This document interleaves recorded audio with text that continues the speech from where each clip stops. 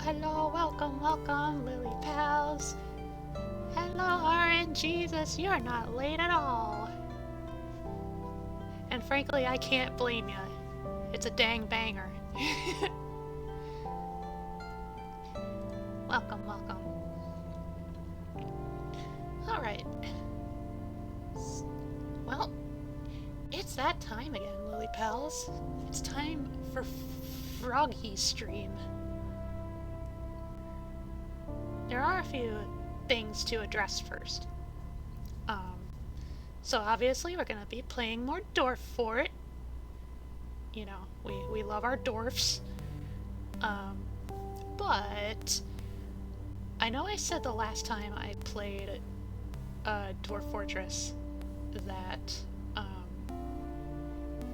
lot of people slept on for Narmer, since plot-wise it's horrific, but as a song it's awesome. Yeah.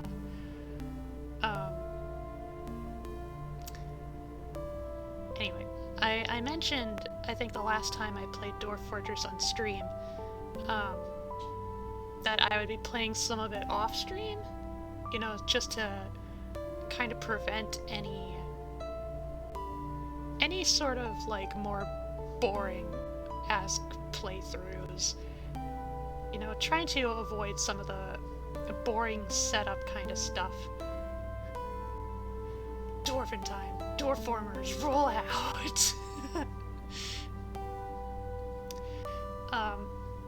And if you'll remember, the fortress I was managing was a kiddie fort, and one of its main obstacles was a light aquifer. And truth be told, if I am fully forthright about it, I didn't really find it that fun anymore. I really don't like aquifers of any variety.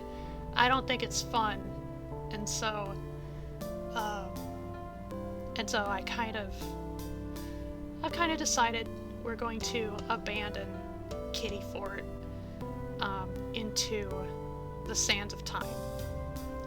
Instead, we're going to try a fresh new Dwarf Fort. However, if I wanted to cover all my bases, since I find aquifers so lacking in enjoyment, personally, then, you know, I very well could have retired Kiddie Fort and tried to settle a new Dwarf Fort somewhere else in the same world. So that way it's like, you know, at least Kiddie Fort has a presence. Hello, Stellar Wifey! I will get to you in a moment. Hello, Jay, my boyf! Okay, anyway. I could have made a new fort in the same world as Kiddie Fort, but considering that world already had it already had aquifers implemented into its world generation, there's always the chance that no matter where I wanted to settle, there is the possibility I would have to tackle an aquifer no matter what. And I didn't want to deal with that. I don't want to deal with that. And so, not only are we retiring the Kiddie Fort, we are retiring the world that Kiddie Fort exists in favor of a brand spankin' new Dwarf Fort world that I will consider the stream game world. And this one is promised to not have any aquifers whatsoever, because I tweaked the settings a bit. Dwarf formers, pixies in disguise. Autodwarfs and the Deceptidwarfs, their battle has raged on for who can fit into dwarf society the best. But after the destruction of their home cave, their battle has stretched out across the plains, and now they're looking for a new cave to be the stage for their next battle for good and evil. Dwarf formers, pixies in disguise.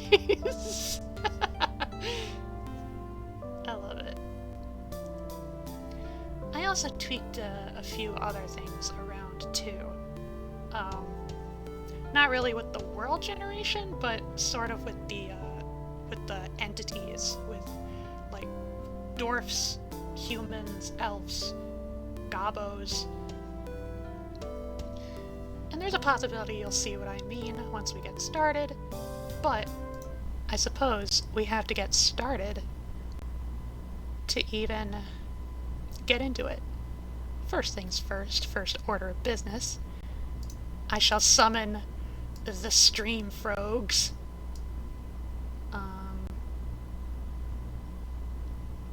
Let's see. Jay can rest on my lap. RNG's Rainbow Forg can...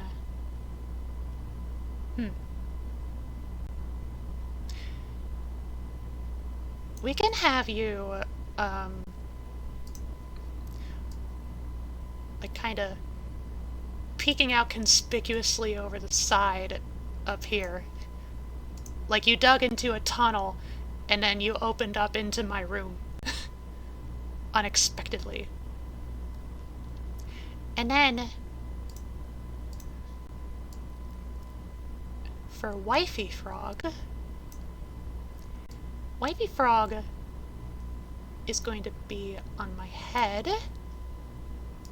You know, and normally I don't like to separate the frogs of my two fiancés, one way or another, but it would just happen that today is a special day, specifically for Stellar, my wifey, peeking out like a dwarf former, trying to sneak into dwarf society. Yeah. Alright. Oh, you know, I should probably... I have a prop. I think it's already in here somewhere.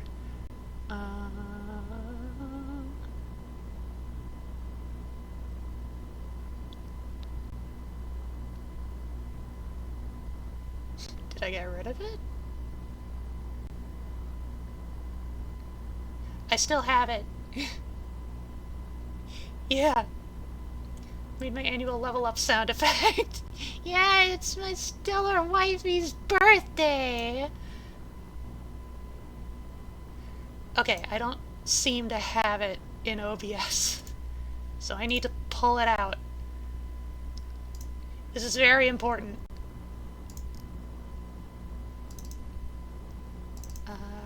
Props. There it is.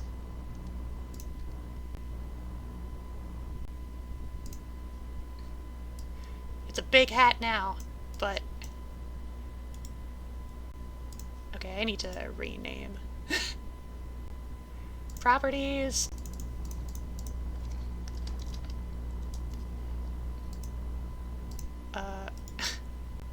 Rename, please. Party hat. Yes. Okay, now I need to find a good place to put the asset in my sources, so that way it layers good.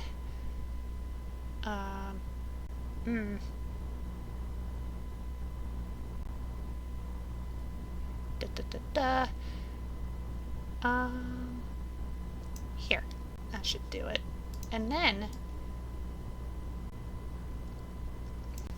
Okay. There we go. Perfect. Birthday hat for the birthday girl. Alright. Let's get a Dorfin. Alright. Yeah, as I bet you could see.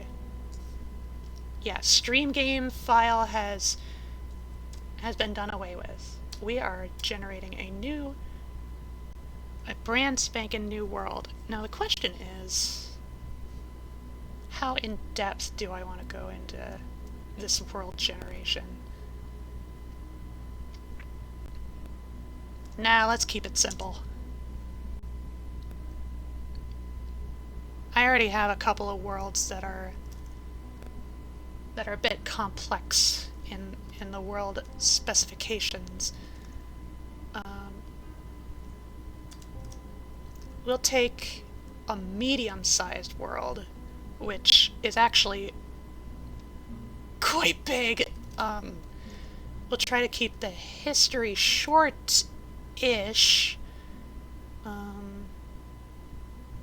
Civilizations, we'll keep it at medium.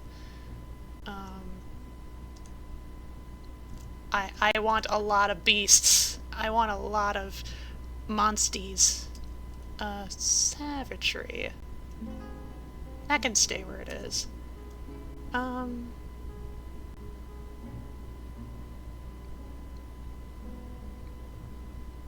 Mineral currents, we could probably keep it where it is. I think it'll just slow down world gen even more if we try to get more.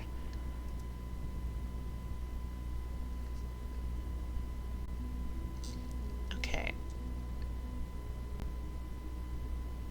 So it's going to be generating to a maximum of 125 years of pre-established history in the world.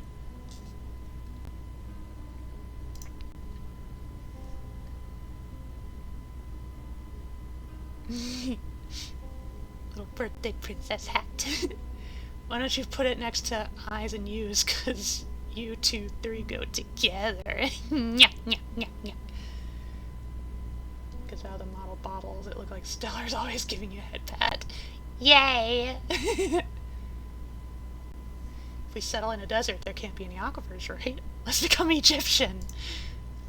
Well, the good news is there are no aquifers to speak of, because I turned them off for world generation. But let's have a little look around this world. The world of Ashitar, the wondrous land. We have a few continents.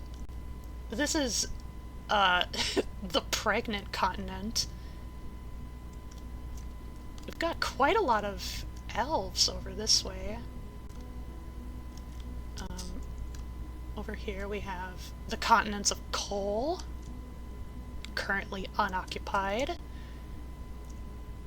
The island of Gilding.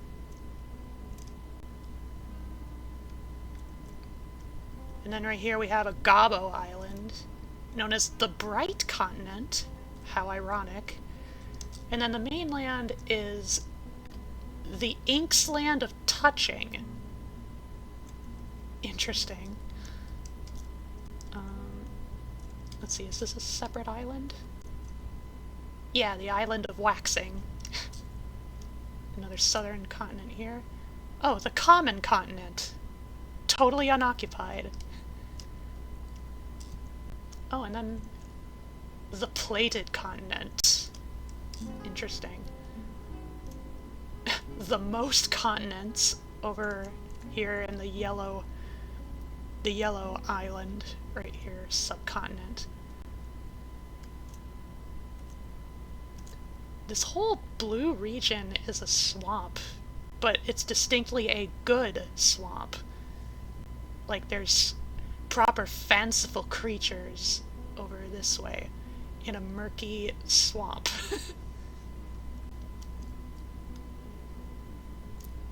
And I know, based on the parameters of the existence of an Arctic and Antarctic pole, it creates a warm equator around the center, so we could expect warmer climates here.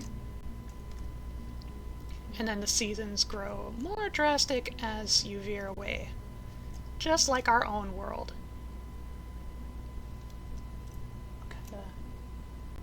The Bog of Gallows. Hot dang. Yeah, this pregnant continent. As far as I can tell, it's probably where at least one dwarven civilization is the most successful. I don't know if these are two civilizations or just one that's reasonably spread out across this mountain range. But yeah, this is by far the most populated landmass, with elves, goblins, dwarves. There's probably some human settlements here and there. I can't immediately spot them. Is this? Oh, here we go. There's these two little hamlets that are probably human. And then over this way, in the Inks land, this is where we have most of the human settlements, it appears. Settled around a river. And we got prairie, a colorless desert, how fitting. We got lakes, a lake of wealth and a lake of allying, a branded lake, a lake of sneaking, the lakes of playing. There's a town, right? Oh, there's a lot of hamlets and a town, like, right on the coast there of that gulf. This is a neat little world. I like it. Let's take it.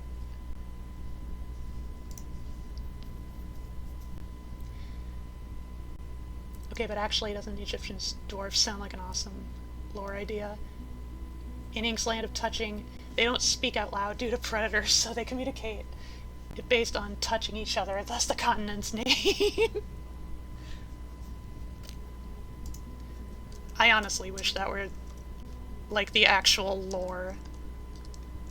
But speaking of lore, how about we take a slightly deeper look into this world, into what kind of makes it tick? What's happening in this realm?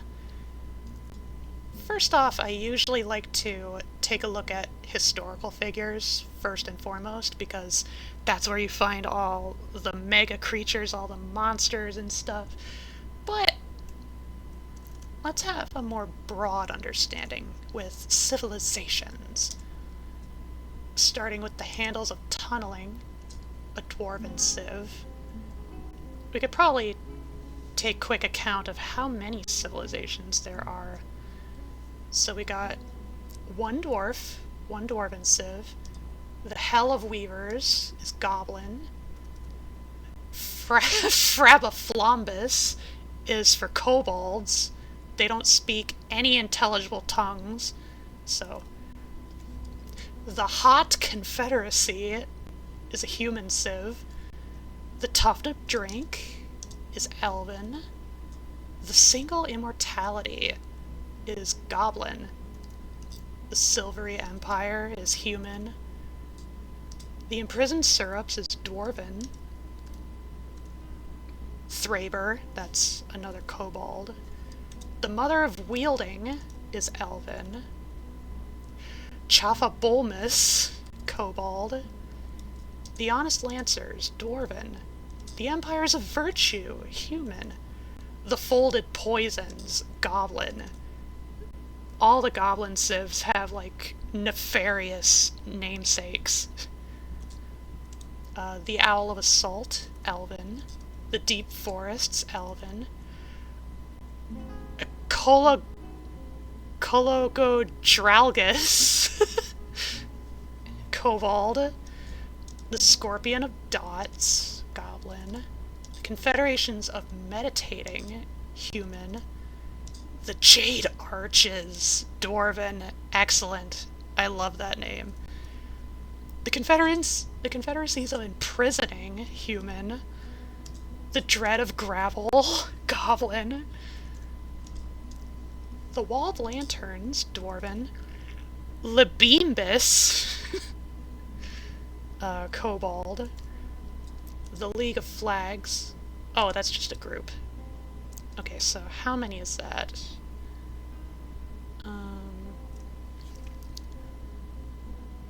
I wasn't counting each one specifically, but that's 1, 2, 3, 4, 5, 6, 7, 8, 9, 10, 11, 12, 13, 14, 15, 16, 17, 18, 19, 20, 21, 22, 23, 24. 24 civs. Not bad. Civilizations, I didn't realize this is Sid Meier's. The Hot Confederacy, but they separated and had a civil war over the right to live in hot places, thus the fight against the North. I love this lore. I mean, part of the fun of Dwarf Fortress is theater of the mind, so obviously there's some things the game cannot account for, but we got our imaginations.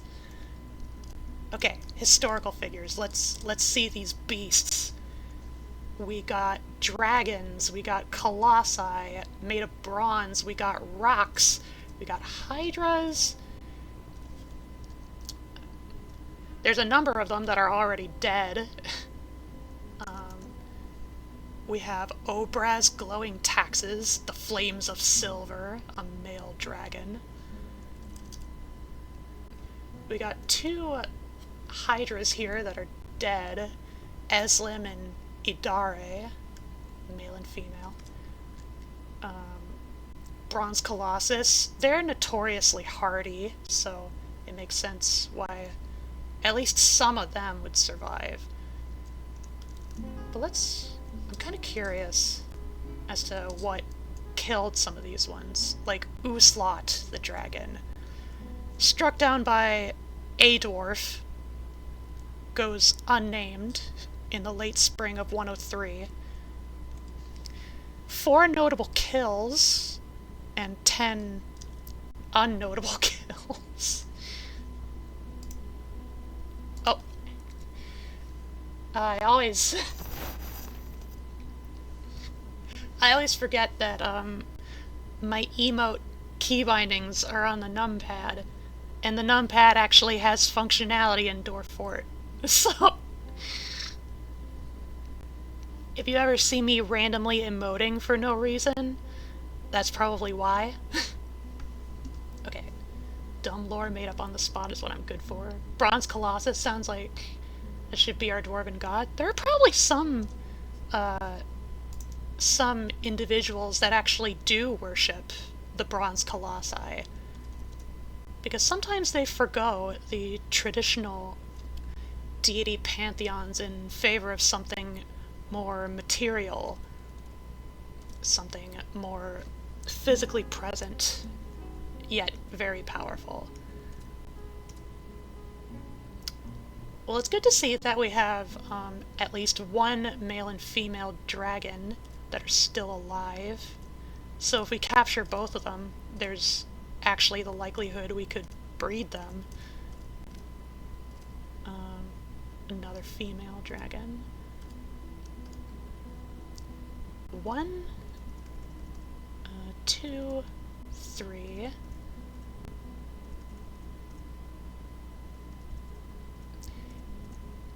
Typically, out of all the different mega beasts, as is the category for these 4 big baddies, the mega beast that tends to fare the worst are the hydras, for some reason. But thankfully, we have at least 3 that are still alive. And then we have a number of forgotten beasts.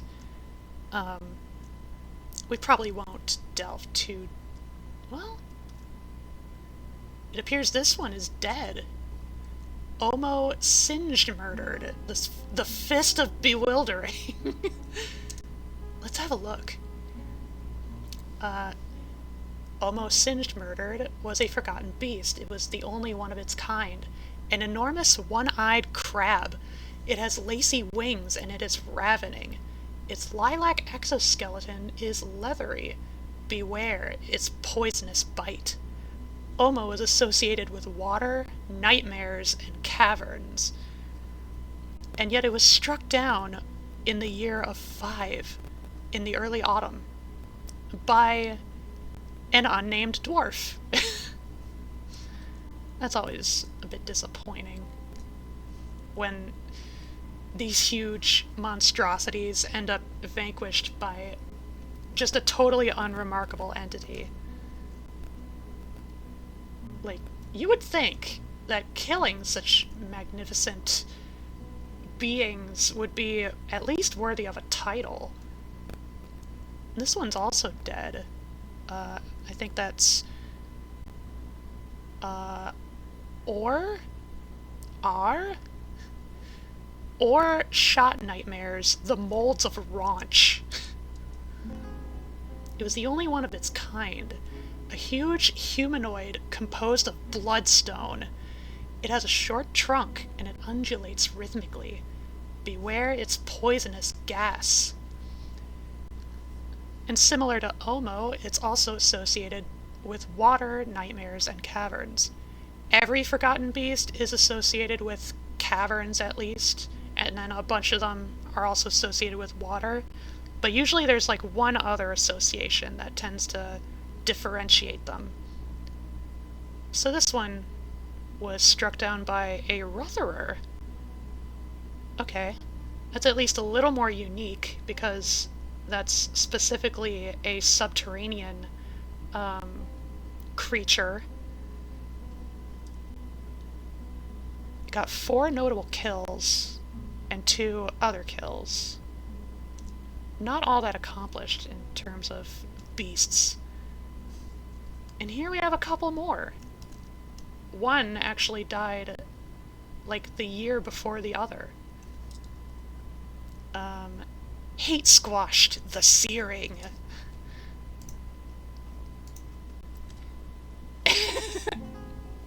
Hello, CCT! Reading that description while your avatar is doing an Excite emote is kinda hilarious. No, I think you a tiny sword. Oh, thank you. I will use it valiantly. How you doing? I'm doing good. I just generated a new Dwarf Fortress world, and we're taking a little look at some of the interesting details. And also be sure to say hello, or, you know, hi, or hello, or happy birthday to my one and only mod, Stellar Empress, who is also my wife. It is her birthday today, hence the pink frog with the party hat on my head. Very important. Anyway, Hate Squashed the Searing was the only one of its kind. A towering feathered caddisfly. It has large mandibles and it belches and croaks. Its pumpkin feathers are fluffed out. Beware its poisonous gas. Hate Squashed was associated with nightmares. a lot of beasts getting associated with nightmares. Okay, Smoonstew, not evil, then died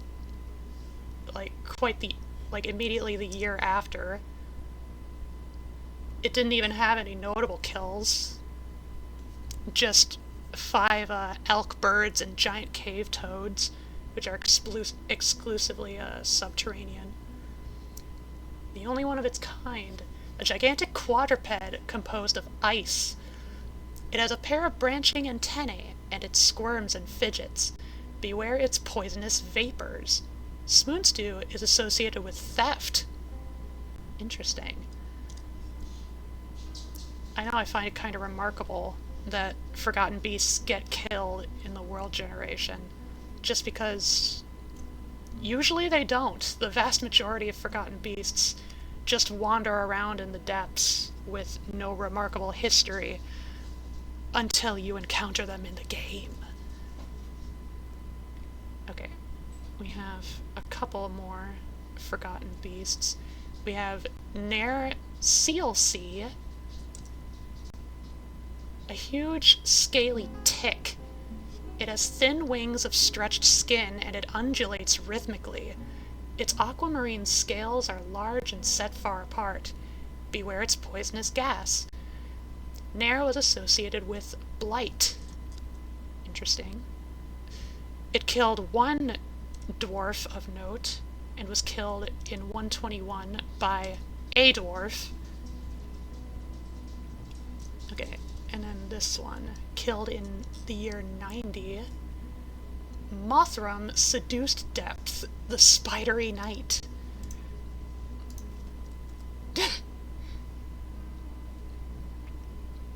Hello, Swerve!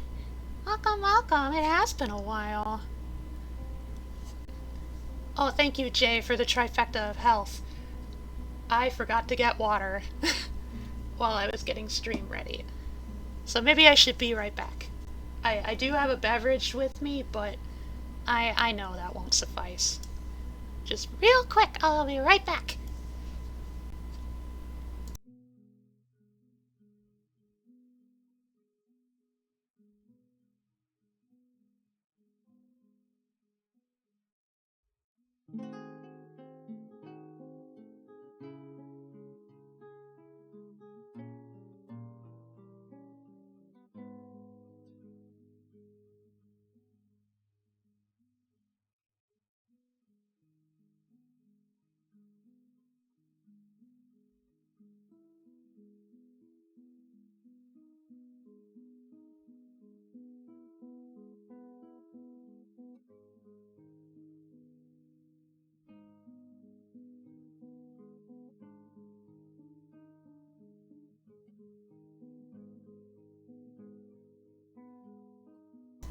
Okay, I'm back.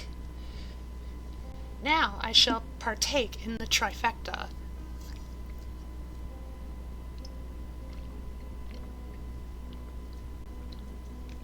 That's my sip. Oh yeah, and I also need to take my meds. Good call, Jay. Really good call. Alright. I am sitting upright and comfortably. And I stretch.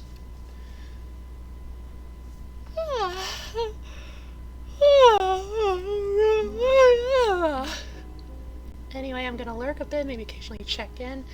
You do that, Swerve. Your viewership and lurkership is always appreciated. And that goes for all my lily pals. Okay. Now I shall do the meds, and then we will continue. I suppose I can read off the description while I'm doing the thing. Okay, Mothram seduced Depth, the spidery knight. It was the only one of its kind, a huge lacewing composed of vomit. It has an enormous shell, and it has a bloated body. Beware its hunger for warm blood. Mothram was associated with torture. Oh my. Ooh. Just having a little look at some of the events.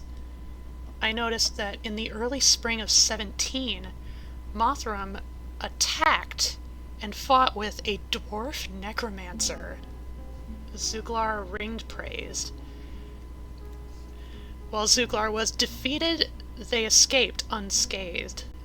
That would have been really interesting. A vomitious lacewing killing a necromancer.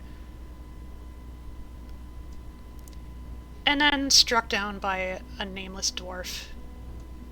With 10 notable kills at least. Quite accomplished for a creature made of vomit. Okay.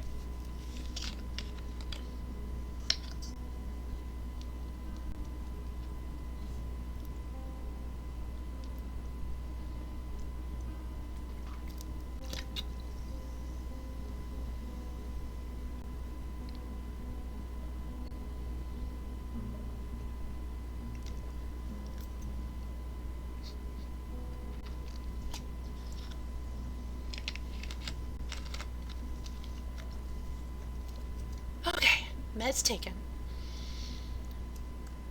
And you know, at the bottom here, it changes from Forgotten Beasts to different titans that exist in the world.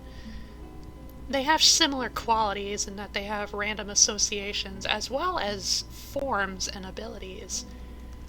We already have 2 that are confirmed dead. A titan of the mountains and a titan of the savannah. First one is Nile's Crow Creatures, the Orange of Strapping. Struck down by an ordinary dwarf. Boo. It was the only one of its kind. A huge blob composed of gypsum plaster. It has a knobby shell and it has a regal bearing. Beware its webs, oh god. It's associated with nature, mountains, minerals, metals, caverns, and animals. It's a good thing it was killed in World Gen because web-spewing creatures are horrible. Potentially fortress ending. So, and then this one, Ymir, Leap Pants, the Pristine Simplicities. A gigantic scaly leech. It has thin wings of stretched skin and it moves about carelessly. Beware its webs! Ymir was associated with rivers, plants, nature, and animals. Killed by... probably something unremarkable. A dwarf, yeah. But with 22 notable kills, look at that. Most of them are dwarves, with the exception of one red-winged blackbird man. And then it also killed 36 other non-notable entities. How fascinating. Gotta make sure that wifey is hydrated, take your meds. Also a possibly good idea, whenever someone does a health redeem for a streamer you follow, they redeem too. Yes, I would agree. Okay, so we have 2 titans that are dead out of 1, 2, 3, 4, 5, 6. Wait. 1, 2, 3, 4, 5, 6, 7, 8, 9, 10, 11, 12, 13, 14, 15, 16, 17, 18. 2 out of 18? That's not too bad. Usually the titans kind of get roughed up in World Gen 2. We also have what are known as night trolls, but they have a multitude of different species names. We got female moon freaks, midnight trolls, twilight creatures, freaks of twilight, gloom horrors, midnight men, hulking monsters, gloom freaks, dusk monsters, midnight freaks, lumbering monsters, midnight women, shadow monsters, night horrors, and that's it. And the thing about night trolls is they can actually, like, kidnap people from any civilization and then transform them into potential mates to reproduce with. They're quite evil and quite awful. Now we know why we fear the night. And then we start getting into some of the starting individuals of every civilization. It usually starts off with their pantheon, and then lists, like, the very first, like, dwarves or goblins of that civilization, etc., etc. I'm not gonna go over the gods. I'm more interested in the leaders of the goblins. For instance, this one, I don't know if that's like Enna? Ina? Una? Parch Wisps the Unholy.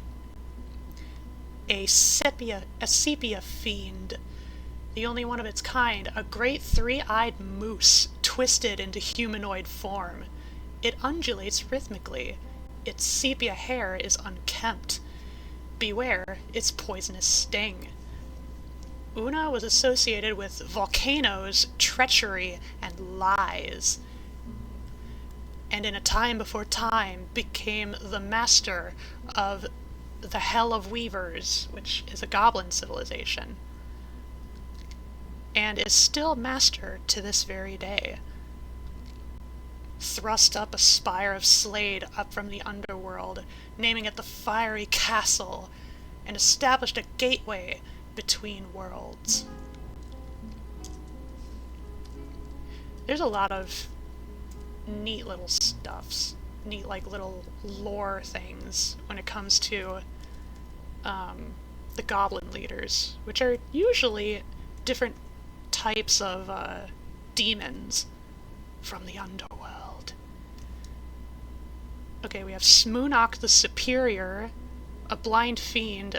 Despite being superior, died in the year 3.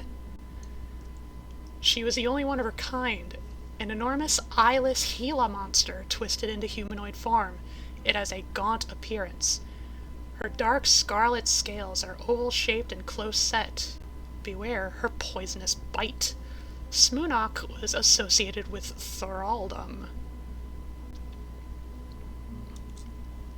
Oftentimes, the different gods of different pantheons, depending on what they're gods of, will help out these creatures from the depths in order to instill some, like, open, large philosophical concept upon the world. You know, whether that be chaos, war, death, blight, all that kind of stuff. Basically necessitating conflict in the world. I'm just skipping over all the goddesses, all the gods. Gods, goddesses. Some of them were unique, like sometimes, like specifically for dwarves and human pantheons. Sometimes they don't worship gods that take, like, dwarven or human form, and instead take the form of some other creature that's relevant to whatever domain they control. So, like, up here, I noticed with this dwarven pantheon, there's this deity who takes the form of a slug associated with rain and trees. Cool. Cool, cool. Anyway, here's another demon. Lanipe, Hideous Gall the Gnarled, a sky blue devil. He was one of the only ones of his kind, a gigantic three-eyed fox twisted into humanoid form. It spouts gibberish periodically. Its sky blue hair is patchy. Beware its poisonous gas. Lanipe was associated with deformity. Kutpa the Creamy, who was a god of some kind, aided Lanipe in becoming a permanent part of the living world, so that war might rage forever. There we go.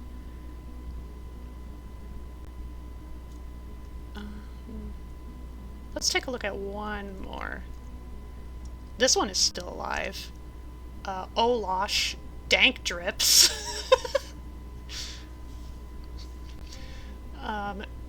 Olosh Dank Drips, a porcupine brute. The only one of its kind, an enormous scaly porcupine twisted into humanoid form. It squirms and fidgets. Its eyes glow aqua. Its clear scales are blocky and set far apart. Beware its poisonous sting. Olosh was associated with misery. Alright. Neat. There's one more thing I want to take a look at. I'm not sure if it is the case, but... Oh, these are births. I was initially wondering, like, were all these people killed in the year 124? Like, what happened to kill all these people in such sequential order? Oh, this human got a bad deal. Korust was a human born in 123. So born in 123, and then in the early spring of 123, Korust was struck down by the Twilight creature, Ghost Dead. Literally slain as a babby. That's rough. And there's this dwarf who was killed at 1 year old. The brutality. But this is Dwarfort. You can't expect a whole lot of civilized folks to live long, or even uncivilized folks. There's death everywhere.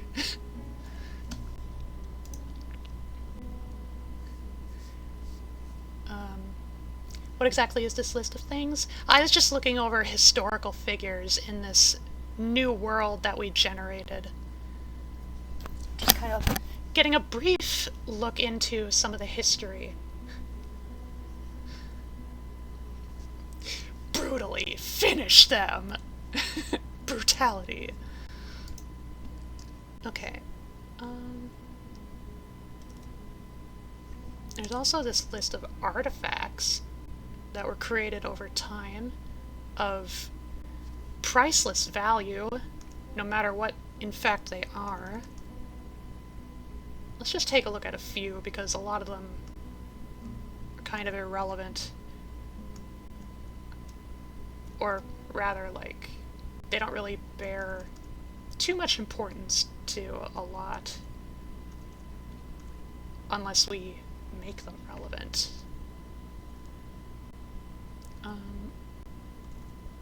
Let's see. Okay. Ireg Sharsid, or Flush Blights. It was a legendary giant cave-toad bone left gauntlet. All craftsmanship is of the highest quality. This object menaces with spikes of billin and chicken bone. Interesting. It's worth noting that normally when you make bone armor, it doesn't really protect much, not nearly as much as metal armor, but if the armor is made into an artifact, then it's basically bestowed a status of virtually invincible.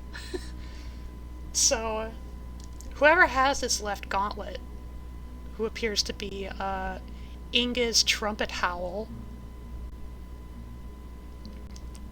maybe, or maybe it was just claimed from afar. That's not the same thing as acquiring it. It was stored in vessel scratches, wherever that is. If somebody gets their hands on this, puts it on, they have an invincible gauntlet. That doesn't mean it's perfect protection. It just means that the artifact itself will not be worn down over time. Ooh. Blighted Sneer, the Bad Tusks. It's an elf bone crown. All craftsmanship is of the highest quality. It is encircled with bands of cushion ilmenite cabochons, and this object is adorned with hanging rings of tin. But of course the Foundation required the murder of some elf in order to construct it. It was built by a dwarf, so not entirely unexpected. Anyway, let's see. We have 4 different artifacts that are all steel crossbows. Interesting. Ooh. I like the sound of this one. Kengrazot, the Steamy Raptor. This is a steel mace. All craftsmanship is of the highest quality. It is encrusted with square-cut alexandrites, and this object is adorned with hanging rings of smoky quartz. On the item is an image of a rectangular cabochon in red spinel. On the item is an image of Bomble Bowel Vessel, the dwarf, and other dwarves in horse hoof. Bomble Bowel Vessel is surrounded by the dwarves. The artwork relates to the appointment of the dwarf Bomble Bowel Vessel to the position of Captain of the Guard of the Tools of Scaling in the year 30. And this artifact as well was stored in vessel scratches. I'm starting to think that might be one of the mountain homes. One of the, like, central sites of dwarven civilization. I think that's about all we will look into, at least for now. We have a dwarf fortress to start. We have a brand new fort starting in early spring of 125.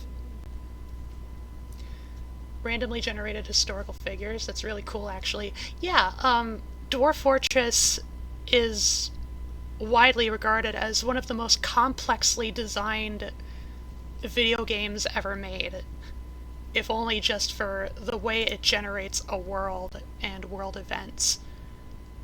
It is very thorough, and it's very interesting. Okay. So now we gotta find an ideal place to settle. Well, actually, first, we should probably determine which dwarven civilization we belong to. In which case, I like the jade arches. I really like the sound of the jade arches.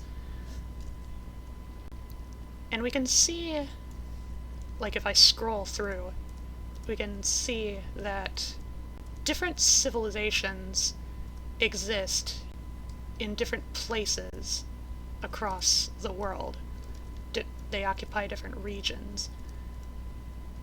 So the jade arches are primarily dominant in the northeasternmost continent. I already forgot. The pregnant continent, that's right.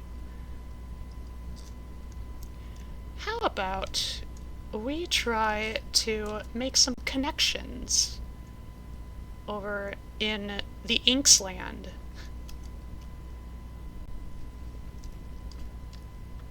You don't have to worry about the other stuff. That's just like elevation stuff, topography. We can pretty much work with virtually any environment. I know the easiest options would be someplace that is not too cold, but not too hot,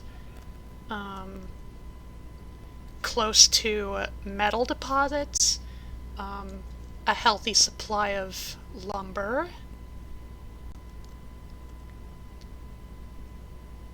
Some soil is also nice, but, you know, we can make do with only a little bit of soil if we need to. Okay, well, obviously this is settling in the biggest continent of the world, so we got quite a bit of room that is currently unoccupied. This region looks pretty sparse of any occupation. And it's like deep off into the stretches of this mountain range. It's perfect for dwarfs. Let's take a look at some of the biomes. Tropical shrubland. We'd be right up next to the mountain. It has a fluxstone layer, but there's no metal to speak of. Not even deep metal. Weird. Okay, so probably be good to find a different spot. Freshwater marsh. Right here.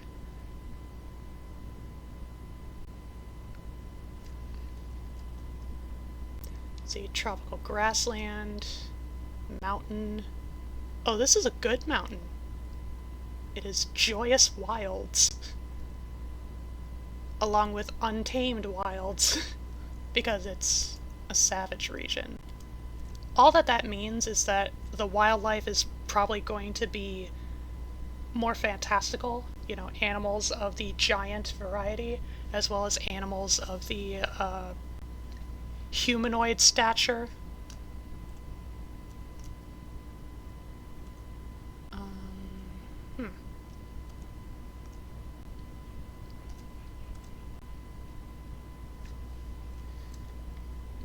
Deep metals, fluxstone, a little soil.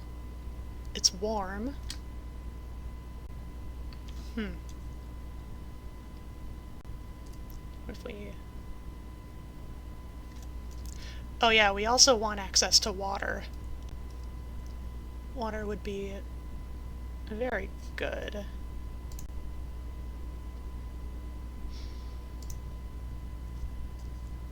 Actually, this is a desert, isn't it? Over here? Yeah, it's a sandy desert. I know we were talking about Egyptian dwarves, and I'm open to that idea. It's just... I'm not sure if that's how we want to start.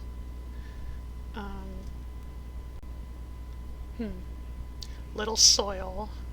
Fluxstone. There are no trees in the desert. Yeah, absolutely nothing. What about up here?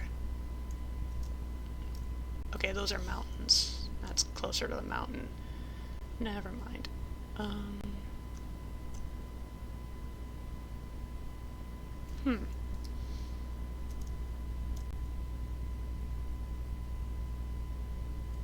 Temperate grasslands. Shallow metal. Deep metal. Fluxstone. Fluxstone isn't a deal breaker, but you know, steel is probably the best conventional metal you can get your hands on, so.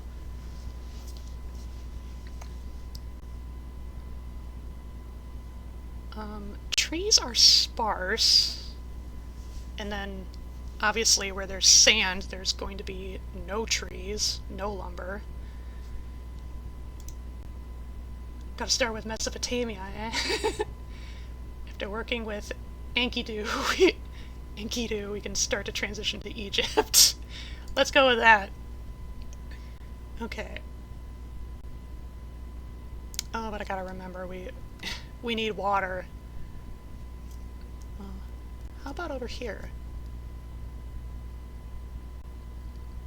Temperate savanna, sparse lumber, some soil, shallow metal, deep metal, fluxstone, access to more soil as well as clay, so we could do pottery if we wanted to, and then access to a little bit of desert. Either way, it would be an untamed wilds, so we might be dealing with potentially more dangerous wildlife. Potentially. But you know, I think we could do it. So this is the peaceful plain, a temperate savanna. I think we should make our start here. Okay, these are just like different templates for our starting dwarves. Let's keep it easy. Some preparations were not completed. We have no gypsum and no rat meat. That's fine. Now, one thing I know that we do need, as decreed by none other than our birthday mod. So last time we were trying to go with a cat-themed fortress, but this time this time it's going to be a bit different. Instead of cats... Let's see, where are they? Here we are. We're going to have rabbits. It's going to be bunny fort. We're going to start with... oh wait, no. We want full grown. 1 buck and 4 does. That should be plenty. We don't need guinea hens. We can have a couple of geese, I guess.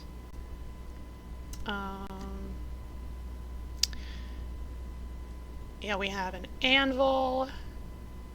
We got other meats aside from rat meat. Gypsum is just used in building like limb and body casts, you know, for like hospital purposes, but we can make splints out of wood. So, let's see, we have milk, a few tower cap logs for some reason.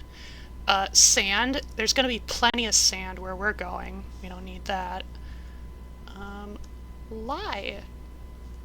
Well, we'll take a little more lye so we can make some soap. Plump helmets. You could probably just a couple more. Let's see, what else? We could probably take more rum. Like, anything to keep the dwarfs suitably buzzed in their working days. We could add some more to these meats. That'll do. Okay. And now... I think... Let me see. This one has the leader skill. So... If there's one thing I did want to carry over to... if there's one thing I did want to carry over from Kitty Fort, it was one particular nickname. Tough Kevin. And I think Tough Kevin is most likely to be our expedition leader, so... And also a very proficient miner. I imagine that the other dwarfs of the expedition squad are probably deserving of bunny-related nicknames, are they not?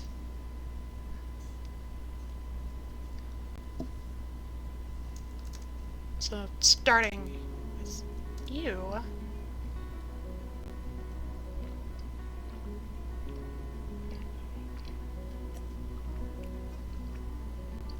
I'm not even gonna look into their traits. I'm just gonna give them the nicknames as I think of them.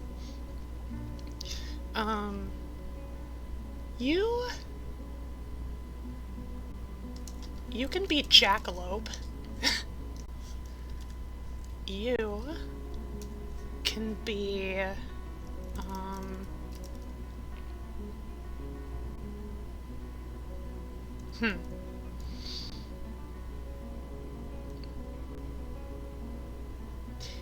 You can be Easter. You can be...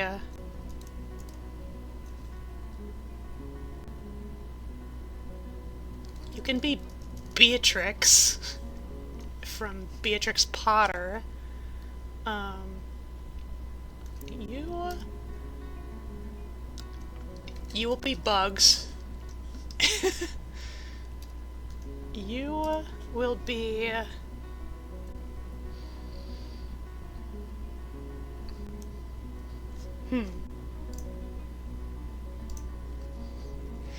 You will be Watership.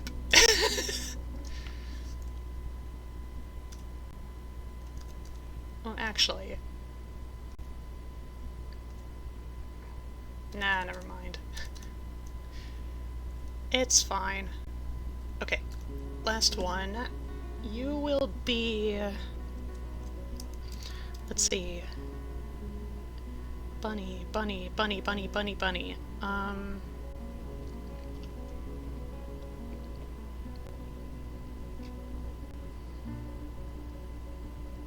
Oh. Thumper. There. Everyone's accounted for. But now for the last things, we need to go over the presentation of the fortress itself. Primarily, its name and symbol. Starting with the name. It would have started with ochre pink, which... I mean, I like that.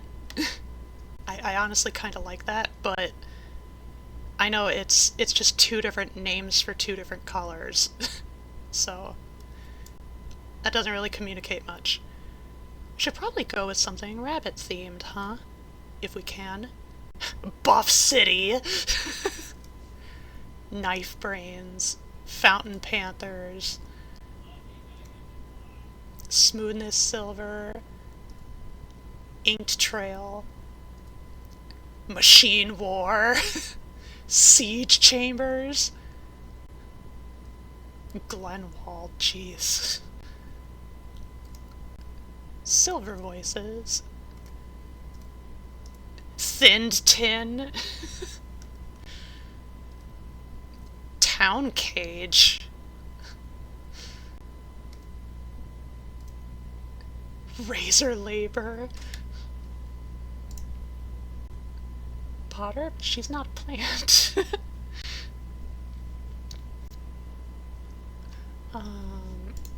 Well, here, let's check. Okay, rabbit is indeed in the lexicon.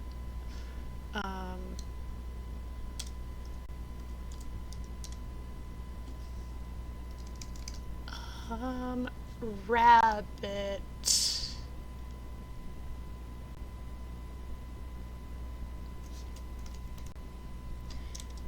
Rabbit Abbey. Rabbit Abbey. Lestusculette. I think that's cute. I like it. Rabbit Abbey. Yeah. Alright, now we gotta name the group of... like the governing body over Rabbit Abbey. Future Lenses is Fluffy and no. Well, actually, no, it's not. Okay, so adjective,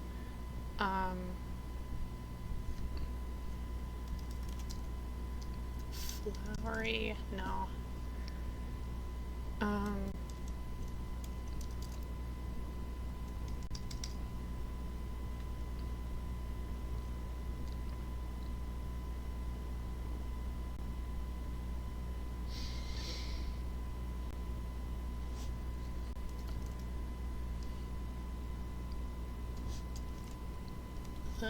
Wayward.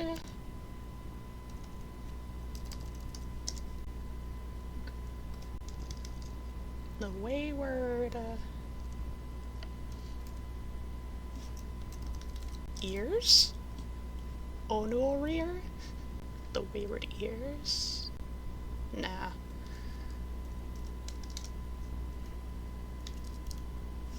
The wayward jump?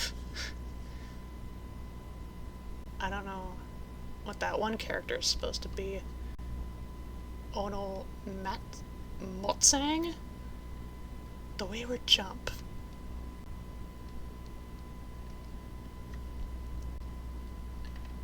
We can go with that. And then the symbol.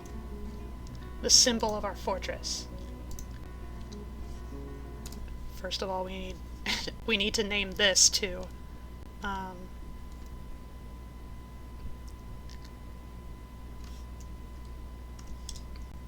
I'll keep this one simple.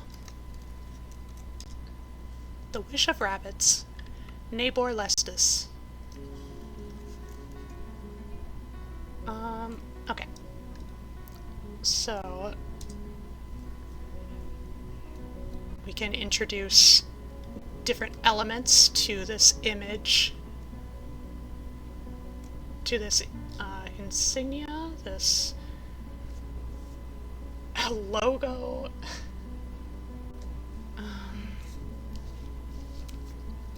I think we'll go with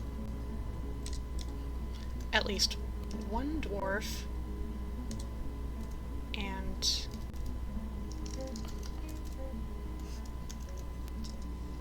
and a rabbit.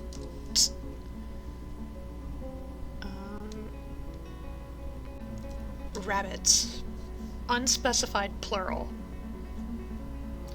An image of a dwarf and rabbits. And then maybe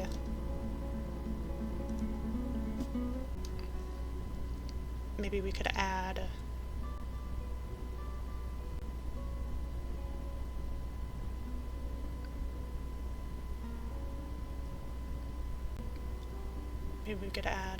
a circle just to bring it all together. Okay, action.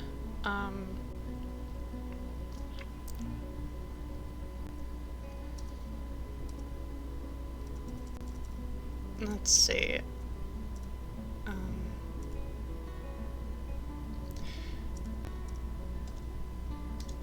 The rabbits are greeting the dwarf.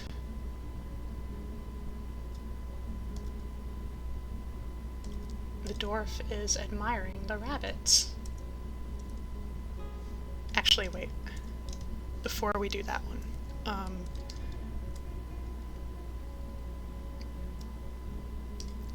The dwarf is raising the rabbits and admiring them.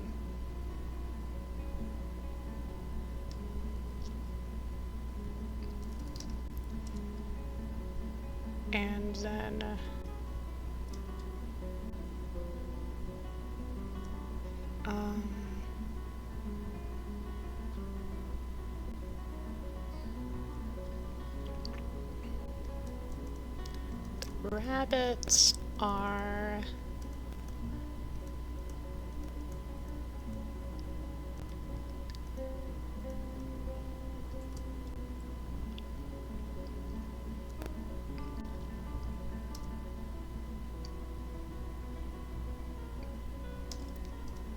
the rabbits are laughing, and I think I'll get rid of greeting the dwarf.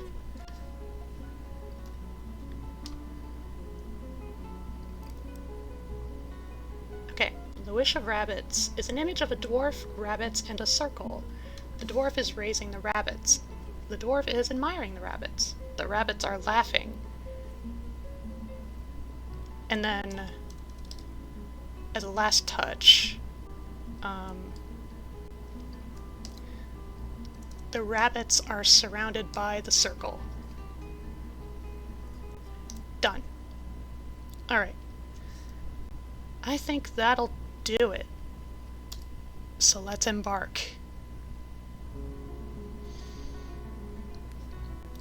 You have arrived, after a journey from the mountain homes into the forbidding wilderness beyond your harsh trek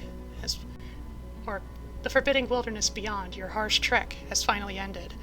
Your party of 7 is to make an outpost for the glory of all of Otilravad, which I imagine translates to the Jade Arches. There are almost no supplies left, but with stout labor comes sustenance. Whether by bolt, plow, or hook, provide for your dwarves. You are expecting supply caravan just before winter entombs you. But it is spring now. Enough time to delve secure lodgings, ere the jaguar men get hungry. A new chapter of dwarven history begins here, at this place. Lestusculet, Rabbit-abby, strike the earth. And here we are. Quite a clear divide between the shrubland and the desert. It's very clear that we will have no shortage of sand should we desire it.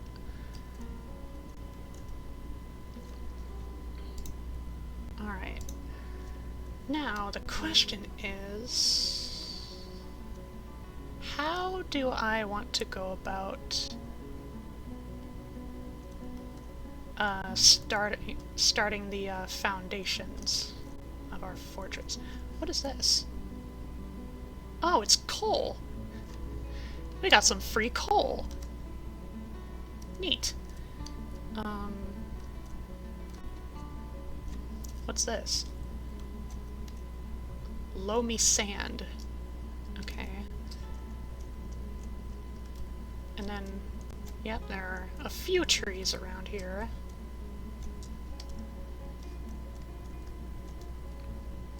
Oh, we got some camels over here on top of this hill.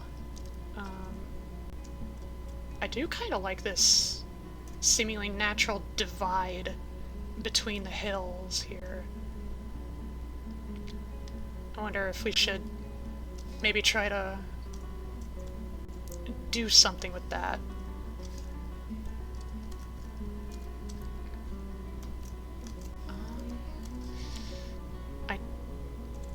Okay, here are a few ponds.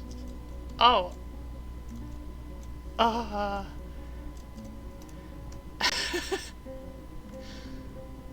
Alligators!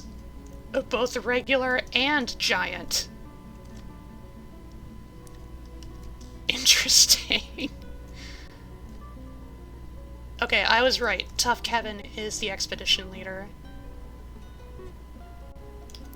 Yeah, we got one-humped camels, giant and regular alligators, a long-nosed gar somewhere, giant otters down here further down the river, and another alligator just by his lonesome. Well, yeah, maybe we should try and set up somewhere a little ways from the river. Sand, sand, it's good for your heart. The more you eat, the more it gets everywhere.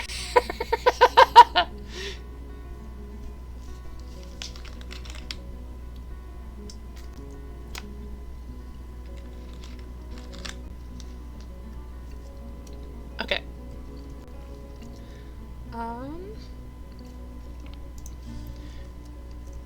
In brainstorming some construction projects, I think what might be kind of cool, I can just have this as marked down so we don't do it immediately, but what I think would be cool is if we had an open, like, sort of pit right here between, like, these two heads of the hill. And so that way, like, it would be opened up, there would be a wall around it, and then, there would be a wall around it, so that way, like, we could build sort of the surrounding tall structure around it, and like have the sun just kind of shine down on the dwarves as like this would be like right at the bottom level, right at the floor level. It would sort of be like the hub of activity for the dwarves. I think that would be really dang cool. That would very well be just part of future plans, though. Right now, we should probably start with harvesting some lumber. We have 5 logs to start with, but that's really not enough to get much done, so...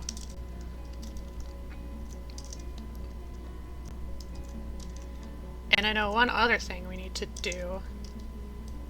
Since this is Bunny Fort, we do need a space, a safe space, for our bunnies.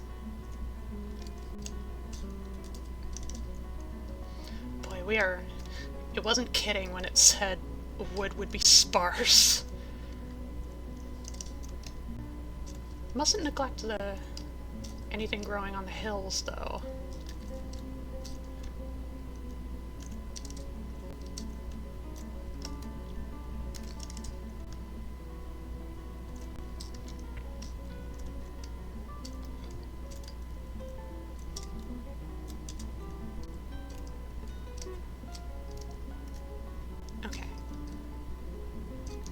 And then we have no means to cross the river yet. Honestly, we probably shouldn't mess around the river right now. Not when there's a bunch of alligators in it. Sun God Ra, let's go! Oh! That could be another idea. Since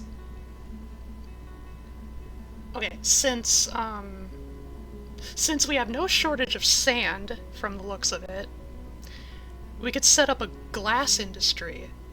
So we could build glass blocks, and then over here, towards the hub, like, we could have it so that one level would be like the central hub area, but then there would be a floor underneath it, and the ceiling above it would be glass blocks, and on that lower level we could build a temple. We could establish a temple, and so, oh, that would be really cool. I want it. I really want it. Okay. Another thing we should probably do is try to straighten out some of the terrain so it's a bit more... It's a bit prettier, I guess I could say. A little more even.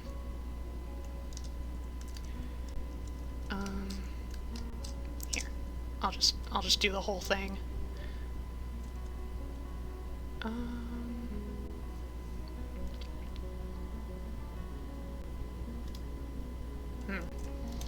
Actually, I'll just do...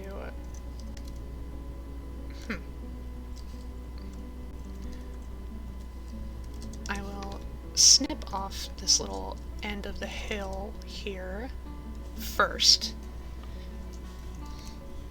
and then we'll work with the lower levels.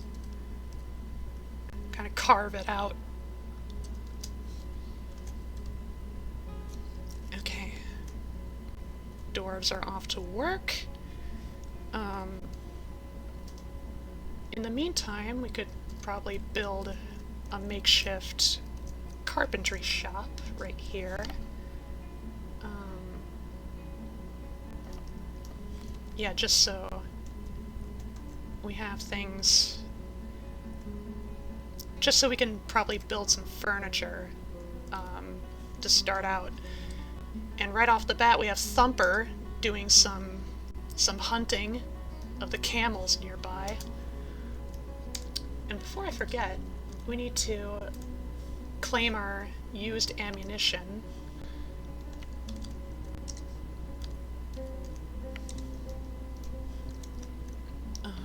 Let's see. Okay. Where's that bolt? There it is. Yeah, reclaim that bolt, as well as that one. We don't have the means to build more bolts just yet.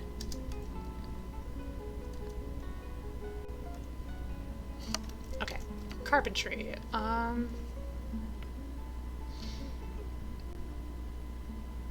We should probably start out with beds.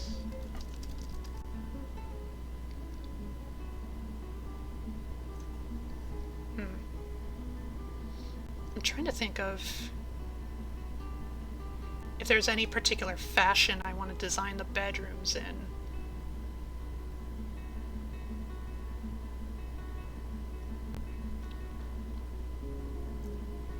So I know we need at least 7 beds. And then we need 2 chairs for the manager and bookkeeper offices.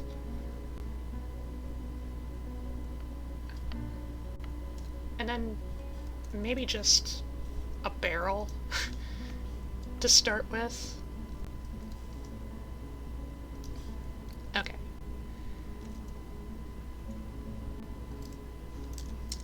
How goes the hunting? Seem to have changed targets from one camel to a different one. Copperbolt strikes the one-humped camel in the left rear leg, tearing the muscle.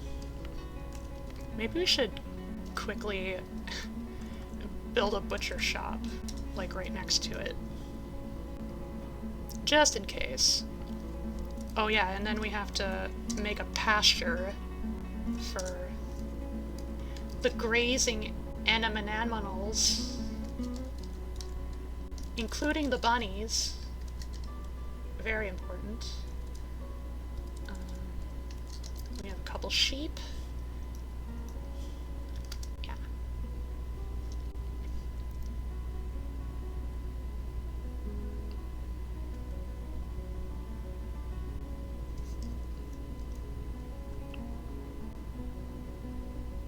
Yep, they're moving the livestock over to the pasture. We're definitely going to have to build like an enclosed area. So that way the grazing animals, you know, they have stuff to eat, but oh dear. Oh dear. Thumper! Thumper!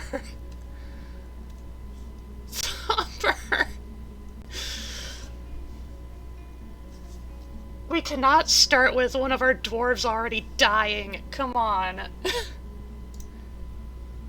They already pissed off one of the alligators.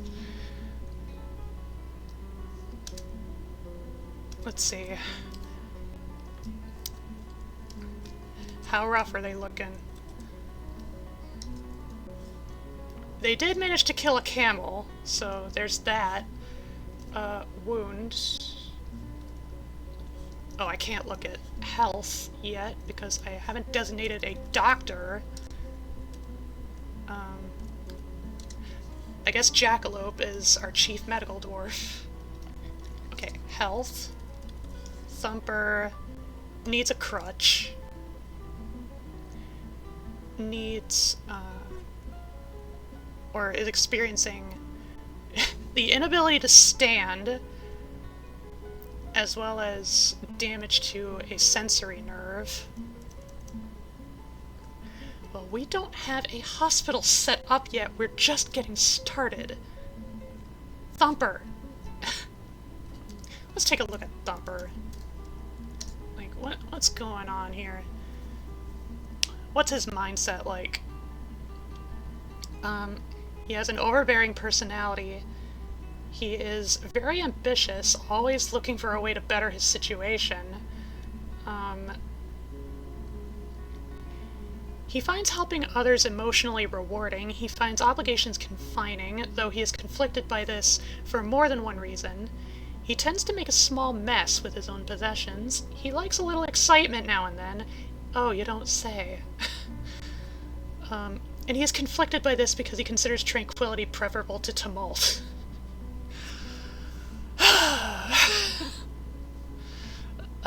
conceptually at least. He can handle stress, he occasionally overindulges, he is trusting, he has a very distinct laugh for when he's excited. When he's nervous, he tends to chew on his cheek. He needs alcohol to get through the working day, but that's every dwarf. Yeah. So it's not terribly surprising he's already gotten himself into trouble. Oh no. Oh, water ship. Oh no. Water ship, hurry. Oh no. Bites the woodcutter in the upper body, tearing the fat through the great horned owl leather cloak. Okay, so I don't think it's too serious. Maybe? Oh, rough start. Yep, they're still doing battle. Jackalope! Or watership! Bites the woodcutter in the right upper leg, tearing the muscle.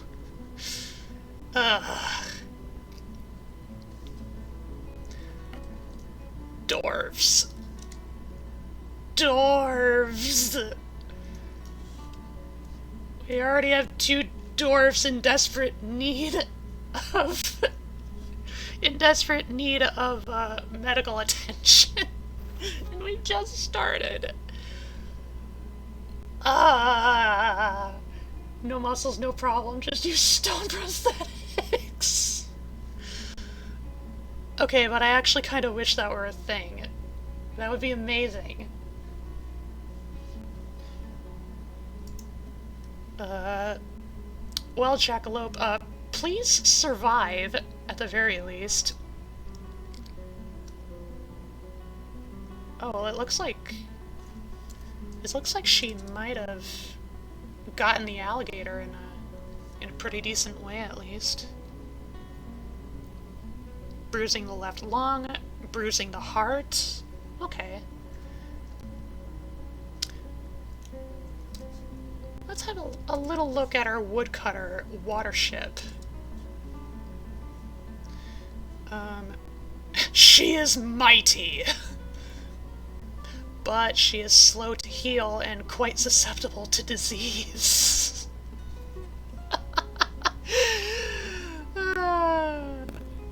She is always tense and jittery. She doesn't handle stress well. She often feels lustful. Ooh. She has a sense of duty, though she still views loyalty in a dim light, at least in the abstract. She needs alcohol to get through the working day. Yeah. Very good intuition, very good creativity, a sharp intellect, willpower, and a feel for music, but she has a questionable spatial sense. And her right upper leg is cut open. And her upper body is cut open. And her lower body is cut open. Wait a minute. She has the appearance of somebody that is 141 years old. Oh, you'd think she would be wiser than this. How old are all the dwarves, actually? Tough Kevin is 109. Jackalope is 146. Easter is 124. Thumper is 133. Beatrix is 98. We have 1 double digit. 2 double digits. Bugs is 93. That just kind of struck me as odd for a moment there. Like, why are all of my dwarves so old? And then I remembered, I actually increased their lifespan, so...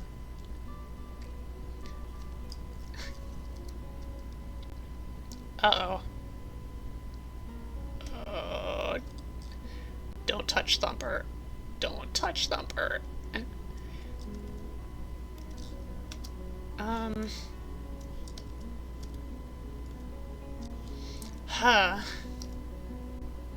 Beatrix is busy building the beds, and I guess it's for the best.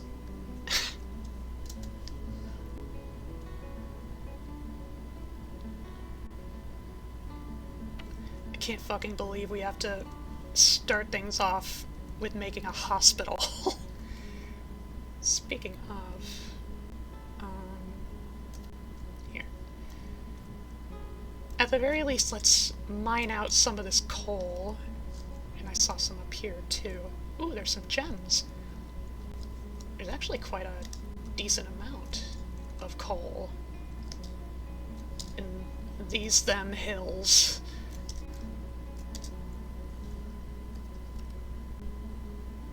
None up here. Okay. Go, miners!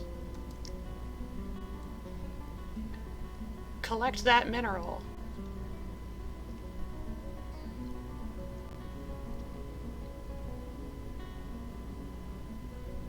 We've struck Jet. Is Jet Fluxstone? Let's see. Marble... Jet, Jet, Jet.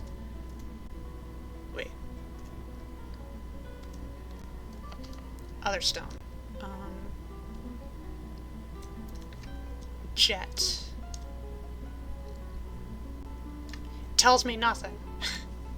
Okay.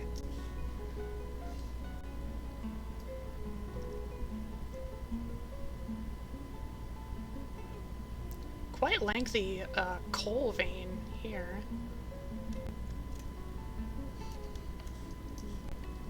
Okay, building the barrel. Hey, can you maybe build a chest right after that? Beatrix is now a carpenter. Started out as a butcher. How long does this vein go?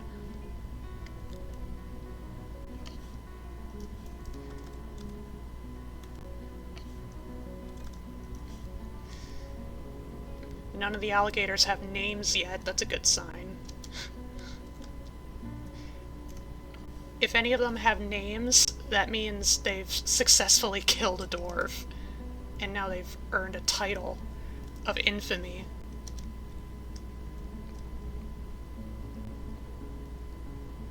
Thankfully, it looks like the gators are leaving these two dwarfs alone.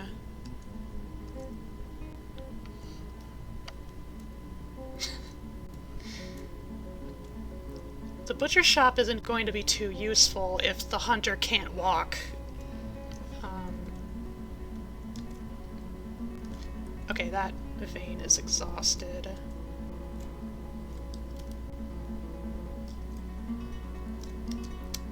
I'm going to cancel this designation for the moment. So then we could probably, like, just dig out a space as, you know, just a... Oh. You know, just as a makeshift hospital space. Jesus Christ. Oh no, now one of the alligators is attacking one of our dogs. Sheesh.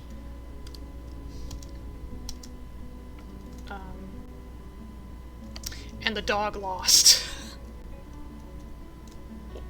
Where's the dog? Where is the dog? Oh, it fell into the pond. Brilliant. Can no longer pasture the animals because of these alligators. And now we're just totally mopping up on one of these alligators. This is such a mess.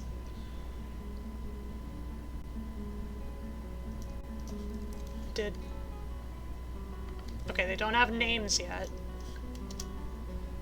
That's a plus. Looks like one of the gators and got hit in the guts and promptly got nauseous.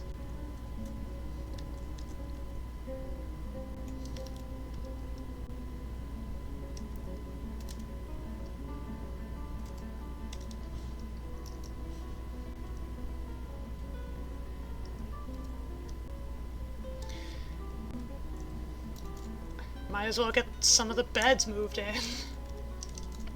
Sheesh.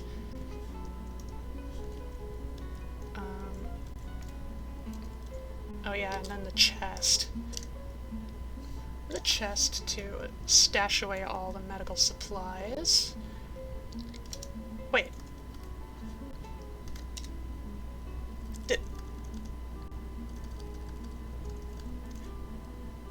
Oh, okay. They can walk again. Cool.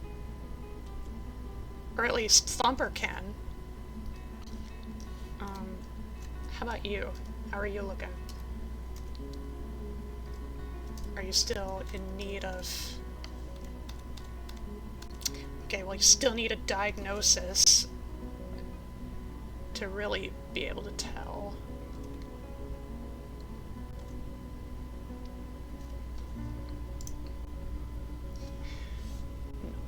Wisdom comes from age, but age doesn't mean wisdom. Too right.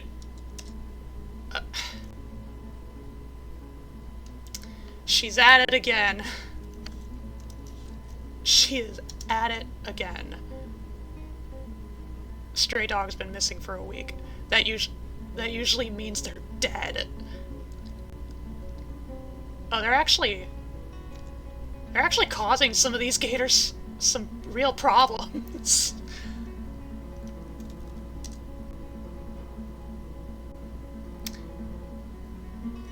Haven't totally gone unscathed, though.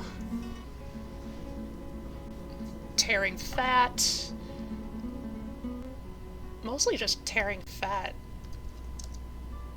At least for one dwarf. They keep falling to the ground from overexertion.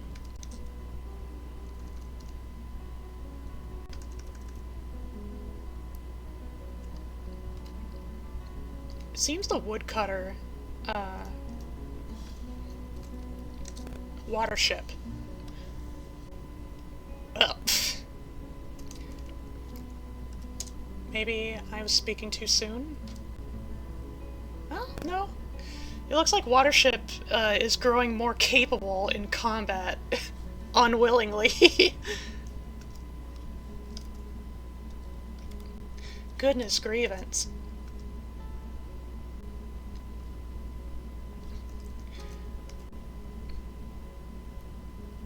Oh my god. They just will not stop. We've struck sardonyx, and the stray dog has been found dead.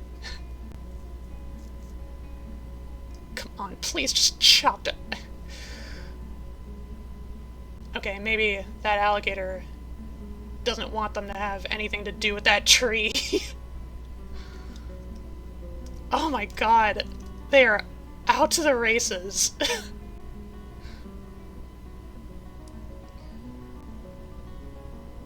This gator cannot catch a break.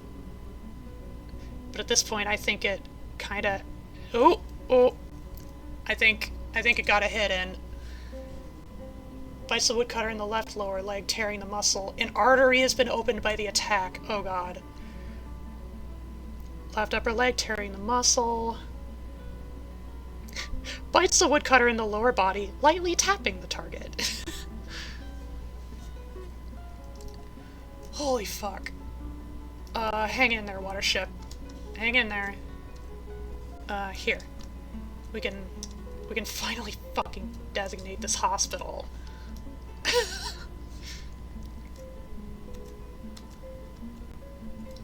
Yep. She needs to be rescued.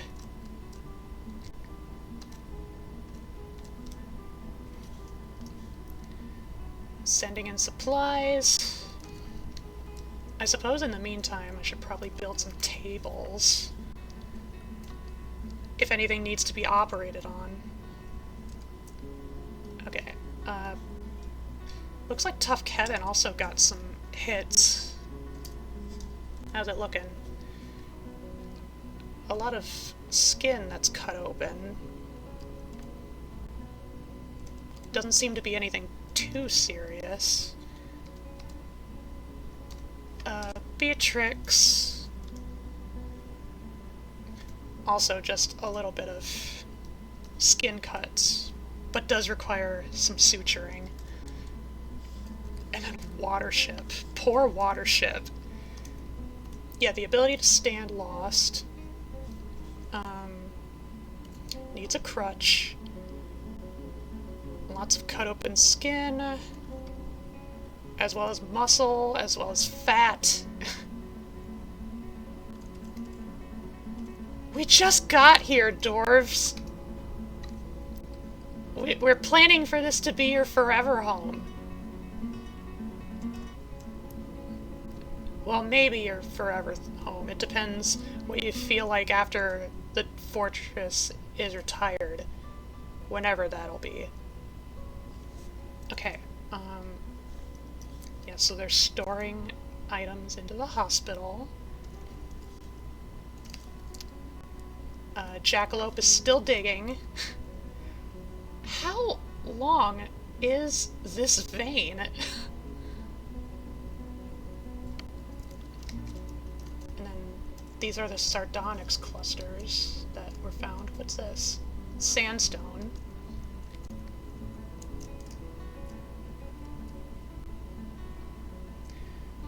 Hurry up, Jackalope. We have dwarfs that need attention. Come on. There, you're almost done. There we go. Okay.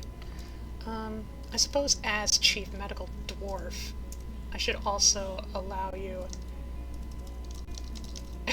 to do all the procedures as needed.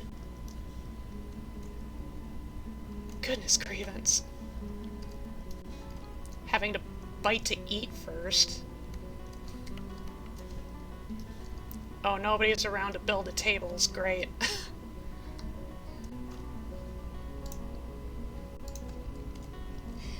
Hi, Tiny! Hello, Fifey. Cute dancing frog. Look who has fat frog. Yes, you. Night luck. Good luck, Dorfin. Night night, Jay, boyfie. I give you kissies. Mwah, mwah.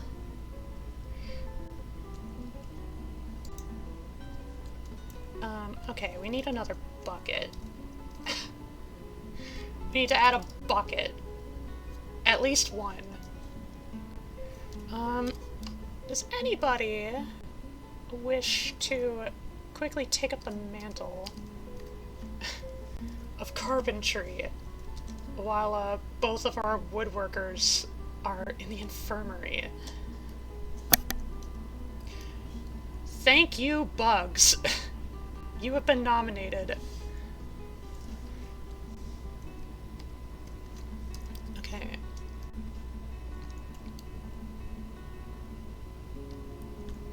La-di-da. That's some stagnant water. Hopefully there's no repercussions from that.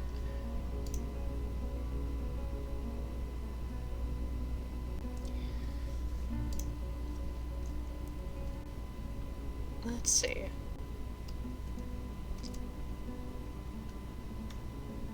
Okay, the building is commencing. She's working on the tables. Thankfully, it was only one of our dogs that has died so far.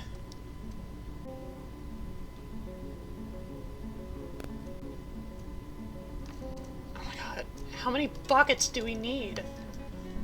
2 more buckets. Oh? Looks like Beatrix is the only one.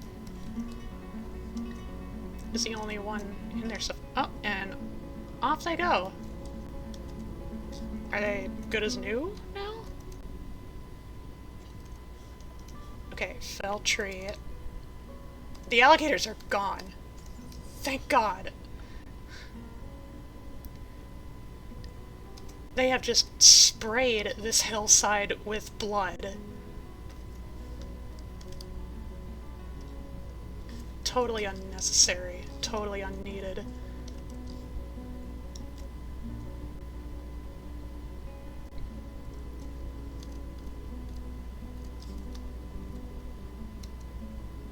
Okay.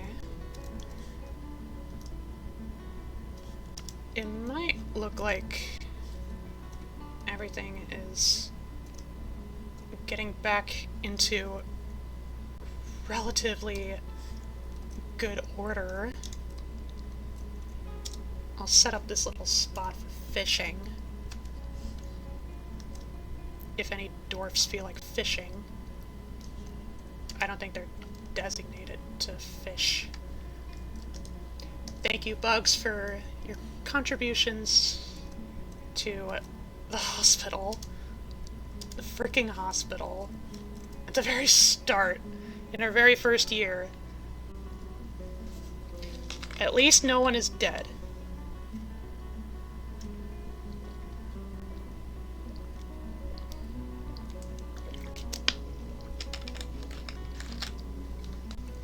Okay. Okay, it looks like that little bit of the hill got carved out.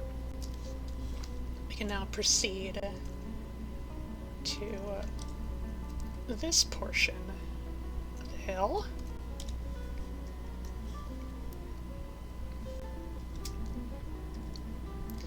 It's just sand, so it shouldn't take long. And I guess we'll also take these sardonyxes. Is that what these are too? Yeah.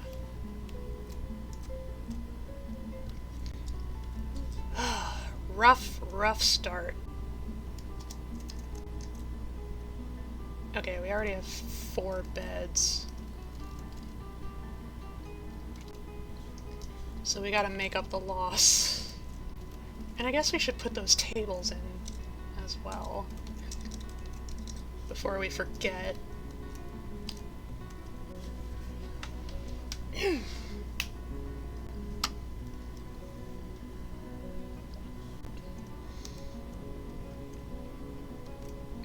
Yep, they're properly carving out the hill.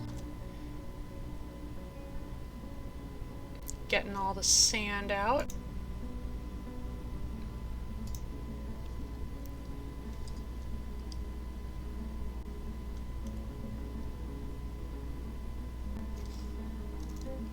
Let me just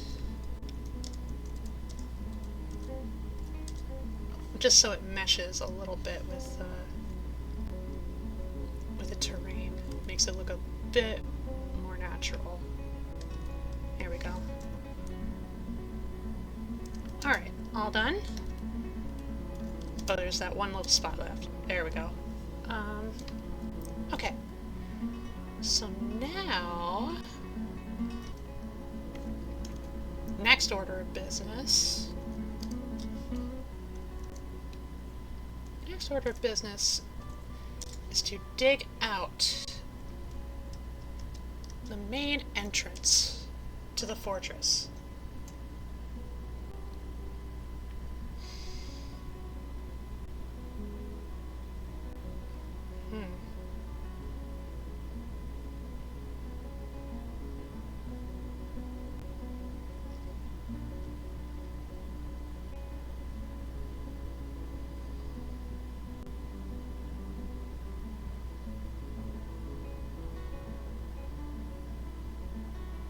I'm just kind of thinking.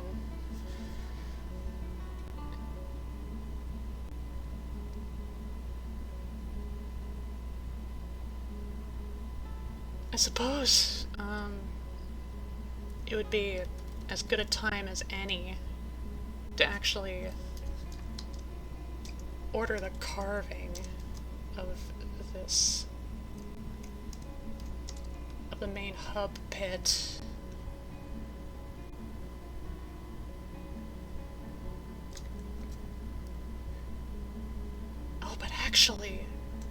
Actually, I almost lost sight of what this fortress is for, of the primary design scheme. Let's see, 1, 2, 3, 4, 5, 6, 7, 8, 9, wait, 1, 2, 3, 4, 5, 6, 7, 8, 9, 10, 11, okay. So, 5...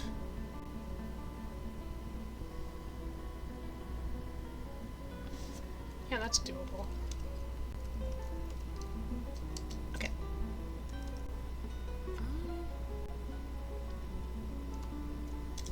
We'll only bring it like that far.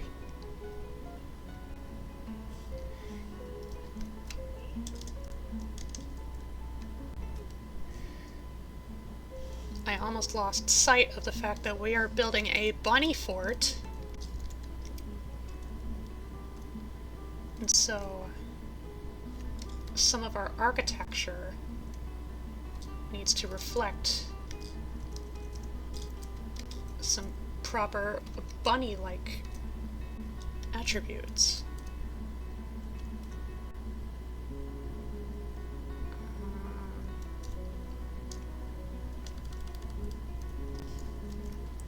Okay, so I guess we'll continue to have this just be as a mark.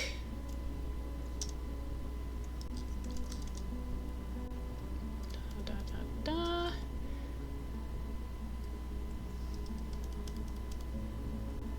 Okay.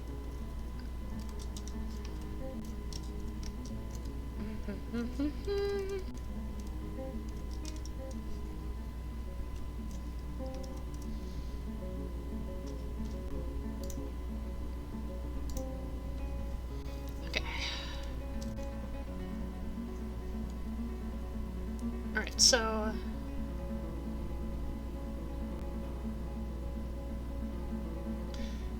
okay, yeah, let's at the very least start with this entrance.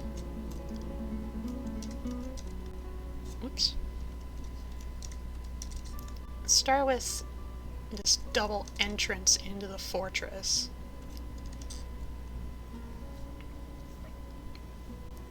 As if to represent two long bunny ears.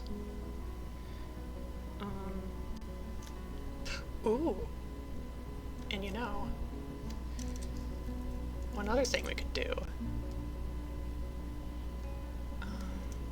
3.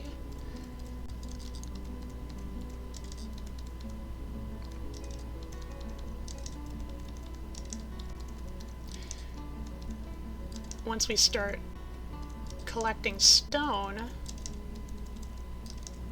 we can start building some statues, and we can place them in a way so that they're like lined up in these halls. Well, actually, I think the outer edge would probably look a little better.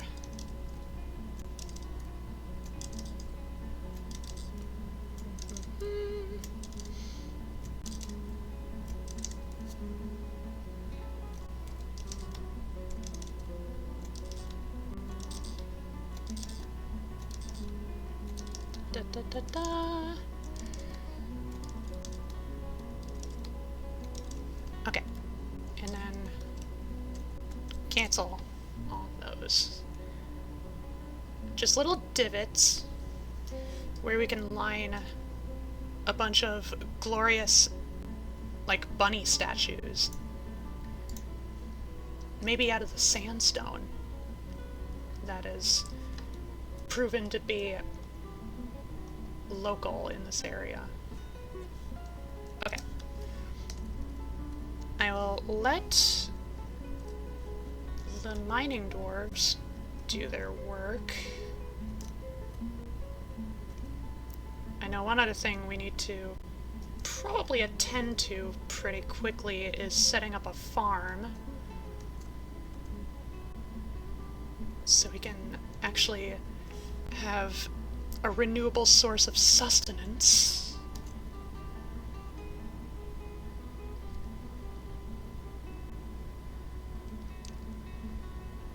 It starts out with sand, so they dig through it pretty quickly. Now they've hit the stone. That's jet, right? No, that's shale. 3 different types of stone so far. We found jet, we found... okay, we found jet, we found sandstone, and now we have shale.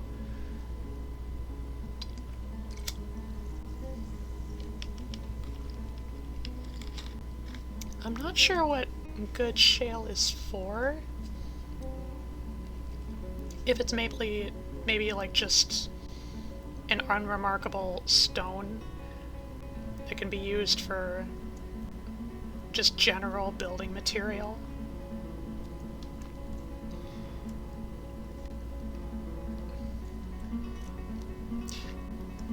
Taking a quick drink break, just as I am usually wont to do.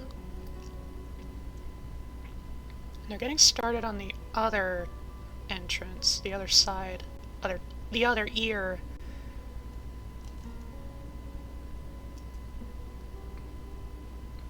Part of me kind of sympathizes. I like my symmetry.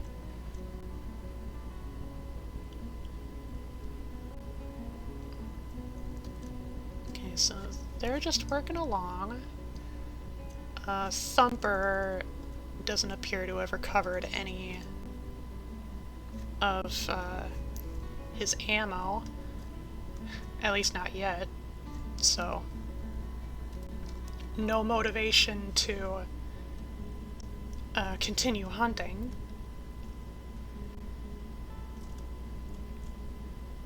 I don't know if we should build a bridge yet.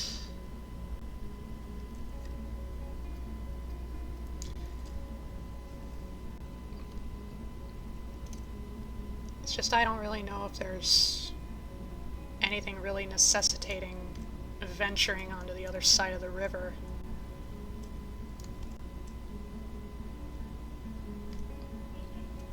If we find something underground, maybe, but then we can just dig under the river. Oh, it's summertime now. The game will auto-save.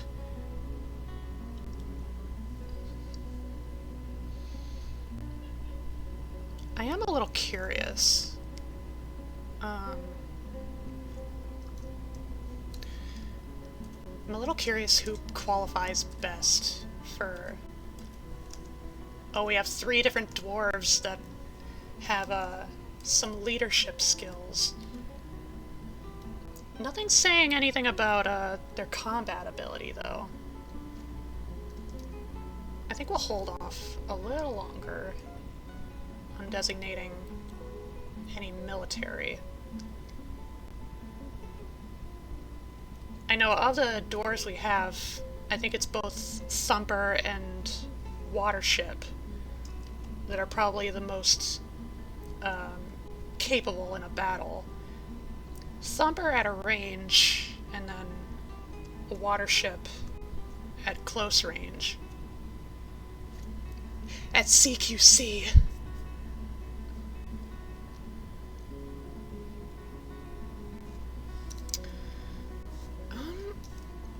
Is Easter capable of... or like... No. It appears Easter does not account for stone detailing. Okay, they're almost done with one ear. Hey, look, we found some more coal. Whoopee! We're not using any of it yet.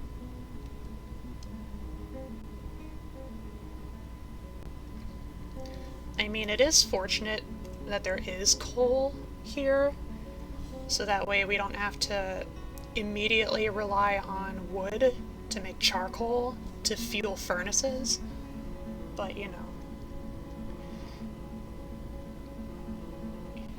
Like, mineral coal is not renewable, so it's not so much an if question, it's a when.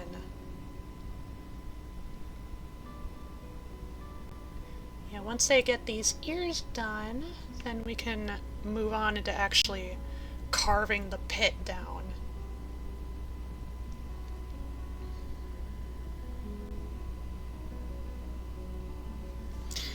Actually, in which case, I'm probably going to cancel the designation on this level, because the designation is to channel downward, and so they'll just keep going down, down, down until until they reach the layer below. So when they get to this level, they'll channel down and meet where the ears connect up. So then they can get in and out as they please.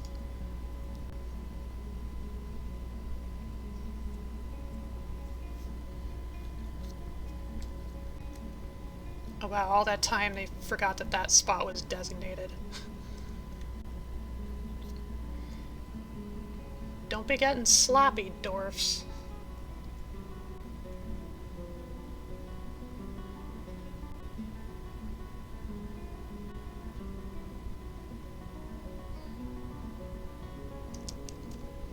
Let's see. I'm trying to think of what other things I could have the dwarves do while the fortress is getting carved out. But I don't have to wonder much longer, because it appears that the ears are now complete.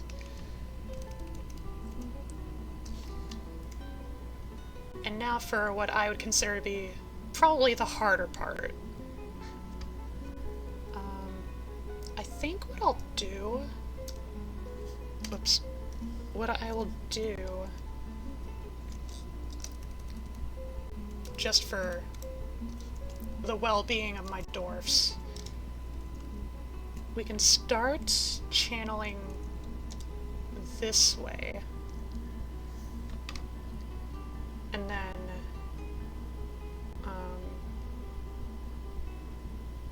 then like channel the rest out as is necessary. So they can get started on that little strip. And then I'll prioritize the same kind of strip down for each level. And then I'll leave like a little segment that is left unchanneled so that it keeps a ramp upward. So that way they can walk up and down these layers at ease.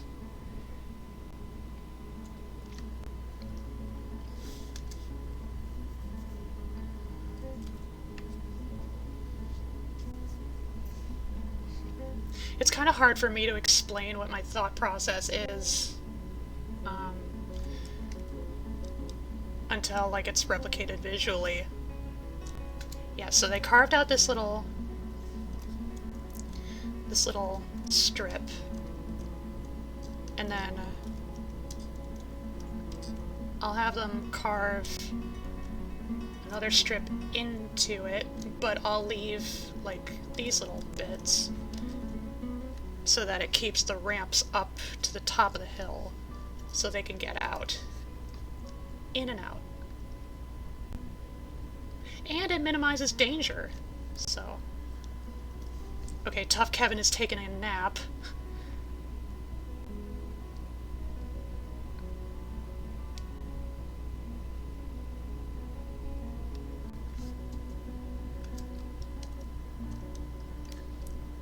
Okay, well, that little spot is gonna go undisturbed until Tough Kevin wakes up. Dwarfs. And now Jackalope is taking a nap on this little ridge here. Oh, then Kevin woke up. Hang on, Kevin, you're not done yet.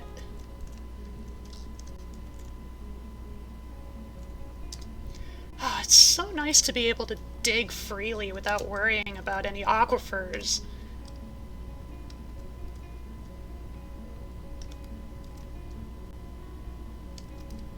Okay, they've hit stone level. That's fine. It'll just take a bit longer.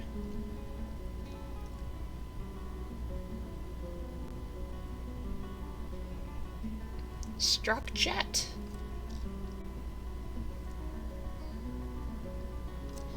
Alright. They've got that portion done. Last bit. And it should meet right where the ears are. Yep. There we go. That's one ear connected. Now 2 ears connected. Whoa, whoa, whoa, whoa, whoa. Watership and Thumper have married. Congratulations. Hey! How about that? Let's see. Yeah, Watership feels love while getting married. Oh! Married to Thumper, who's now her husband, and then Beatrix is also one of her lovers. Interesting. Wait a second. Oh yeah, because Watership often feels lustful. Oh well. It's still love. That's cute.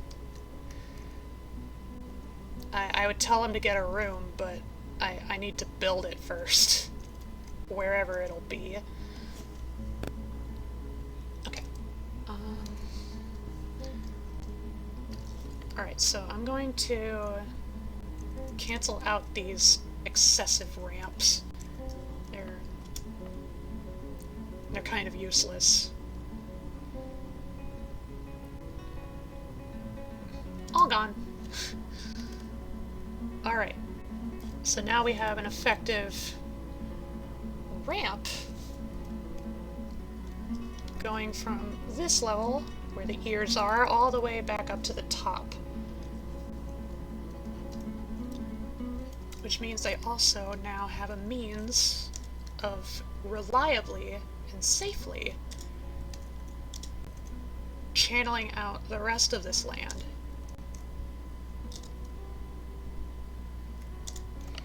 Just like that.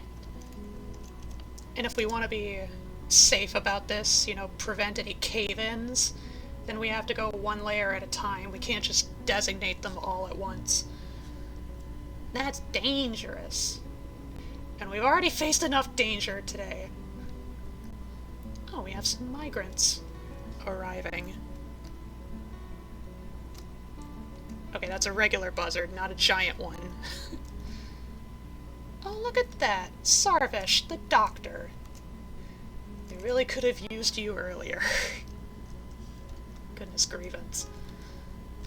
Well, the more the merrier, I suppose. Let's see, who else is coming?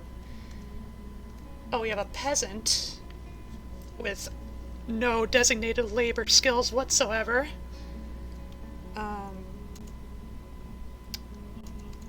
We have a stonecrafter and a blacksmith, and another miner. Ooh. And also, this stonecrafter appears to be legendary in some particular skill.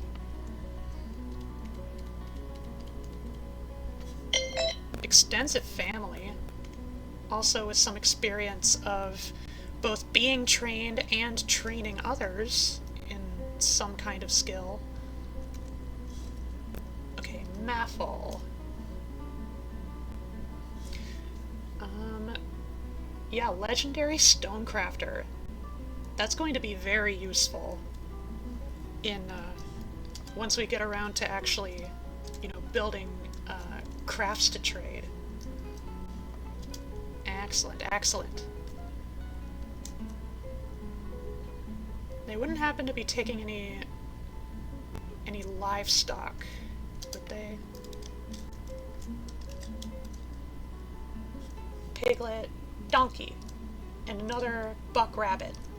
We're gonna have so many rabbits.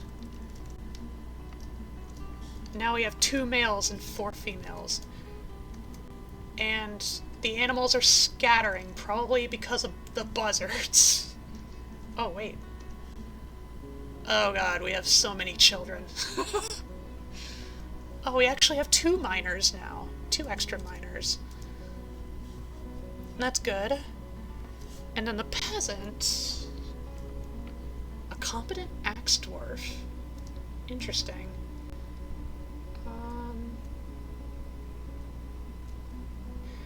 Let's have you take up some fishing. And some farming. And cooking.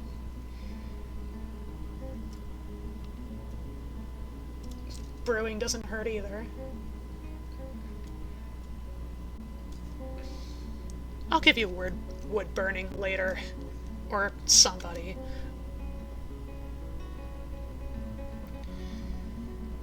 Okay.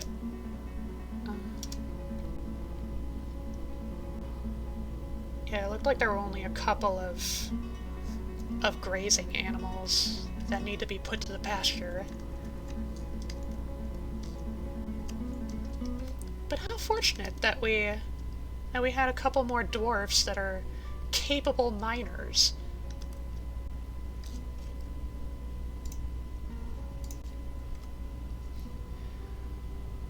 Alright, gotta hop out for the night. Good night, everyone. Good night, Swerve! I might be too late to say that, but I hope you have a restful night. Do everything at once, all or nothing. Wait. Oh, okay, good. The miner just fell down. It's okay. They're fine. Okay. That's 1 layer down.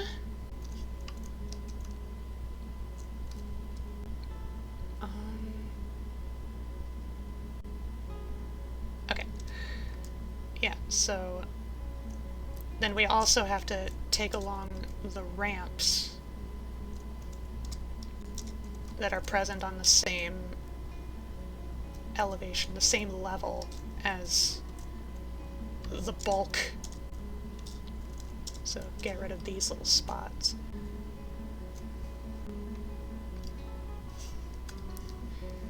So they at least still have a means to get out as long as there's a ramp downwards to the 2 ears.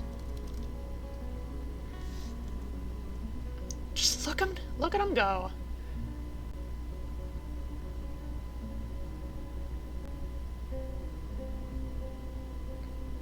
They're just munching away. Like little ants, just munching away at the terrain. With complete ease.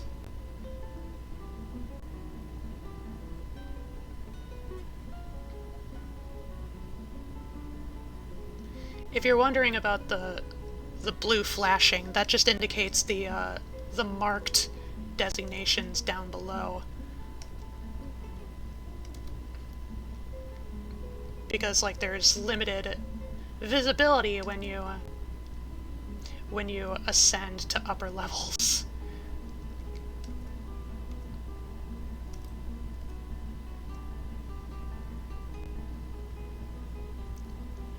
Okay, I think they're done with that level.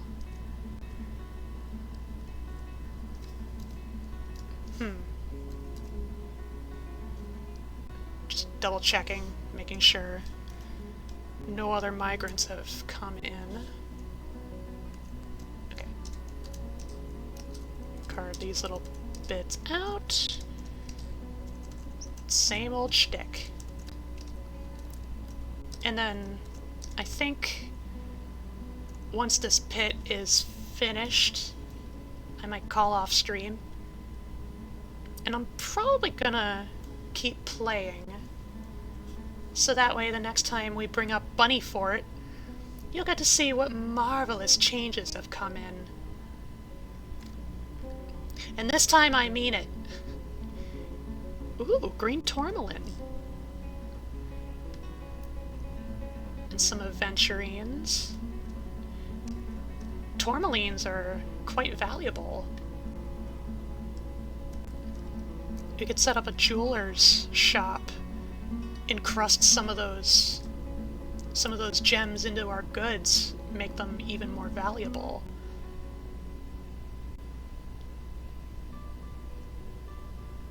And I know one of the first things I'm doing once this whole pit is complete is we need to get a trade depot all built and ready. And then we need to look into getting a farm set up, and then building bedrooms. Okay. Only one layer to go. We're almost there, dwarves. We're so close.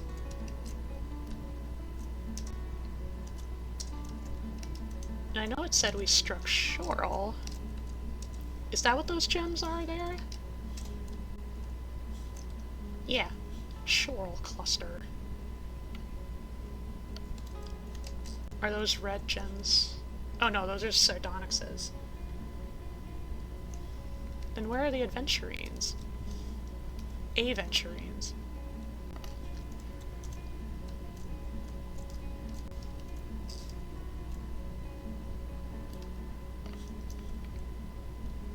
Were they just using the hospital beds as a makeshift dormitory?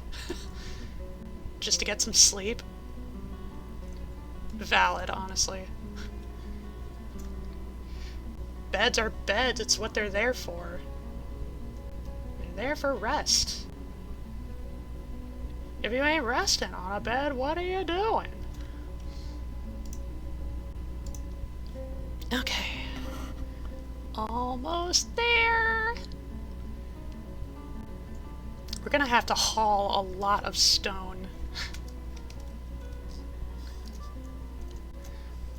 Once we set up a stockpile. I just noticed there was that little channel designated bit there. That was unnecessary. It was probably done an accident. Accident. Okay.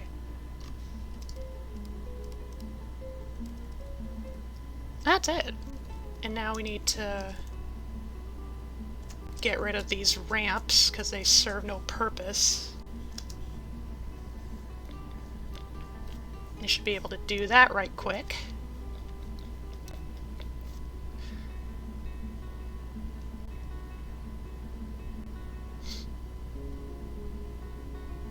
I think one of the new miners is the owner of that little piglet that was following them around. Maybe?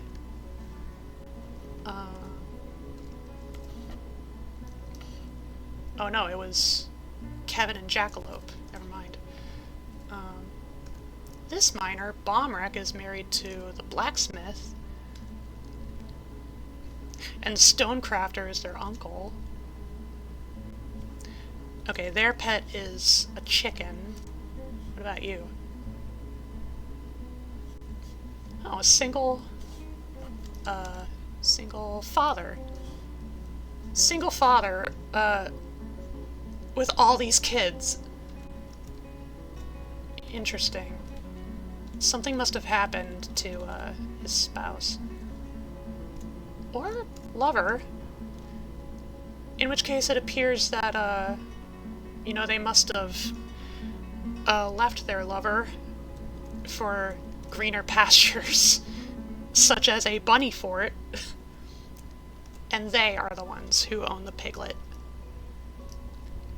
Maybe the piglet is just used to hanging around anyone who's a miner. Okay. And then we set up the depot, like, oh, it's too close to the edge.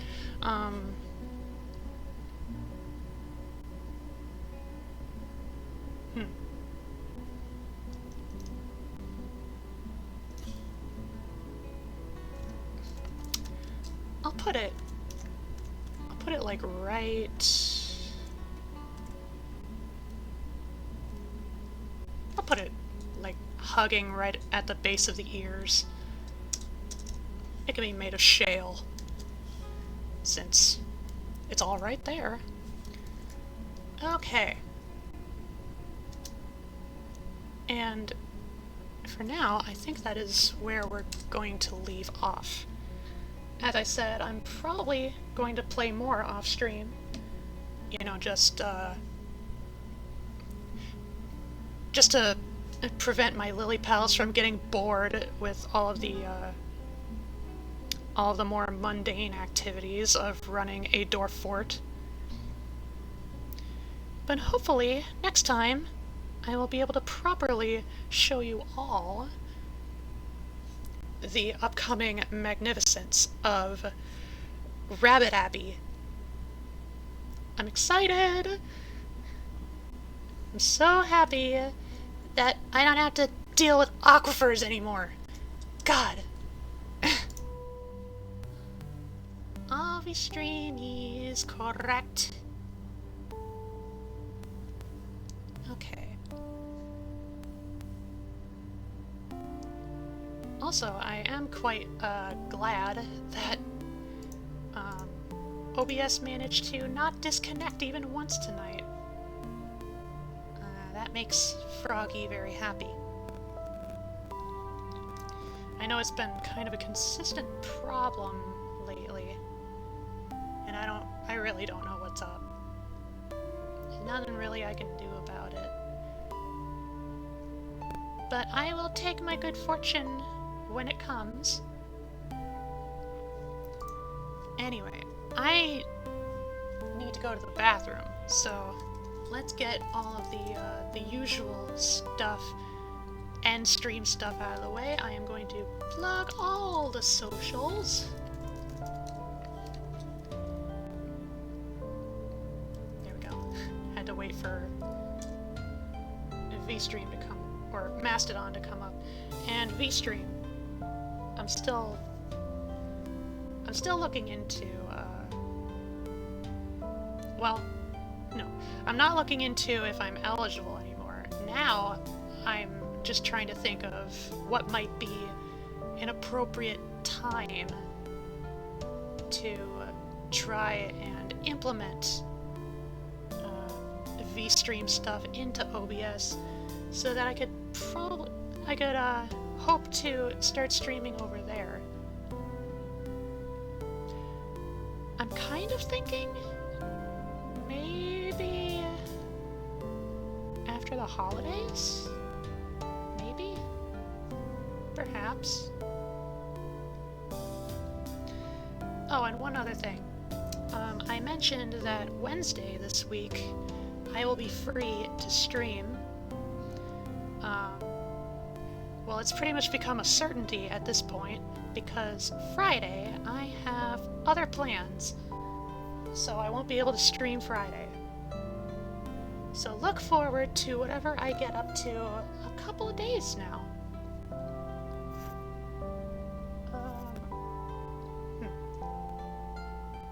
Still not entirely sure what I want to do. I never am, but I say it anyway, because I want my lily pals to be all fully aware and in the know where my head is. Anyhow, nature is calling, so I bet now would be an ideal time to go and raid somebody. Let's see. Who is live right now? Who's live right now? Let's see, Monday night. I see Coley. I see Glue Queen. I see Moth Mom. Diesel. Banicula. Coro.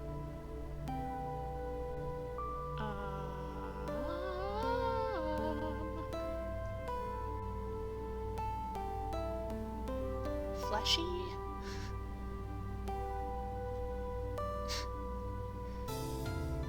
We raided Duke of Ash last time.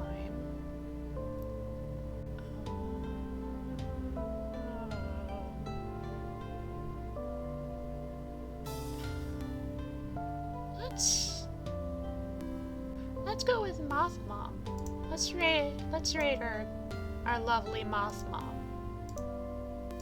Ah, windows. Many windows. Okay. Moth Mama. Be good to her.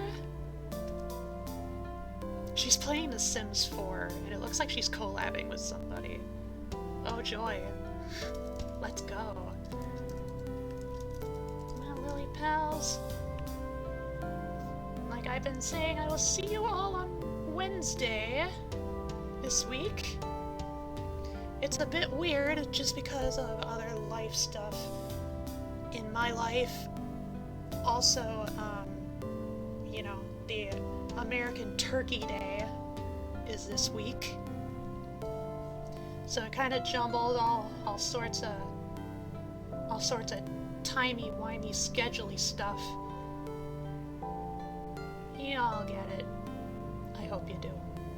But nevertheless, I am ever so thankful that all of you Lily pals spend time with me, enjoy my streams, and support me just from being here. Any other way, you know, monetary or anything else is always appreciated, but it's never necessary. Froggy always welcomes you to her pond, and that's enough for her. Enough for me. Alright, let us go into the night, Lily pals. I really have to go. Alright, off to Mrs. Moth Mom. I love you all, Lily pals. Happy birthday, Stellar Empress! I love you, wifey! Oyasumi!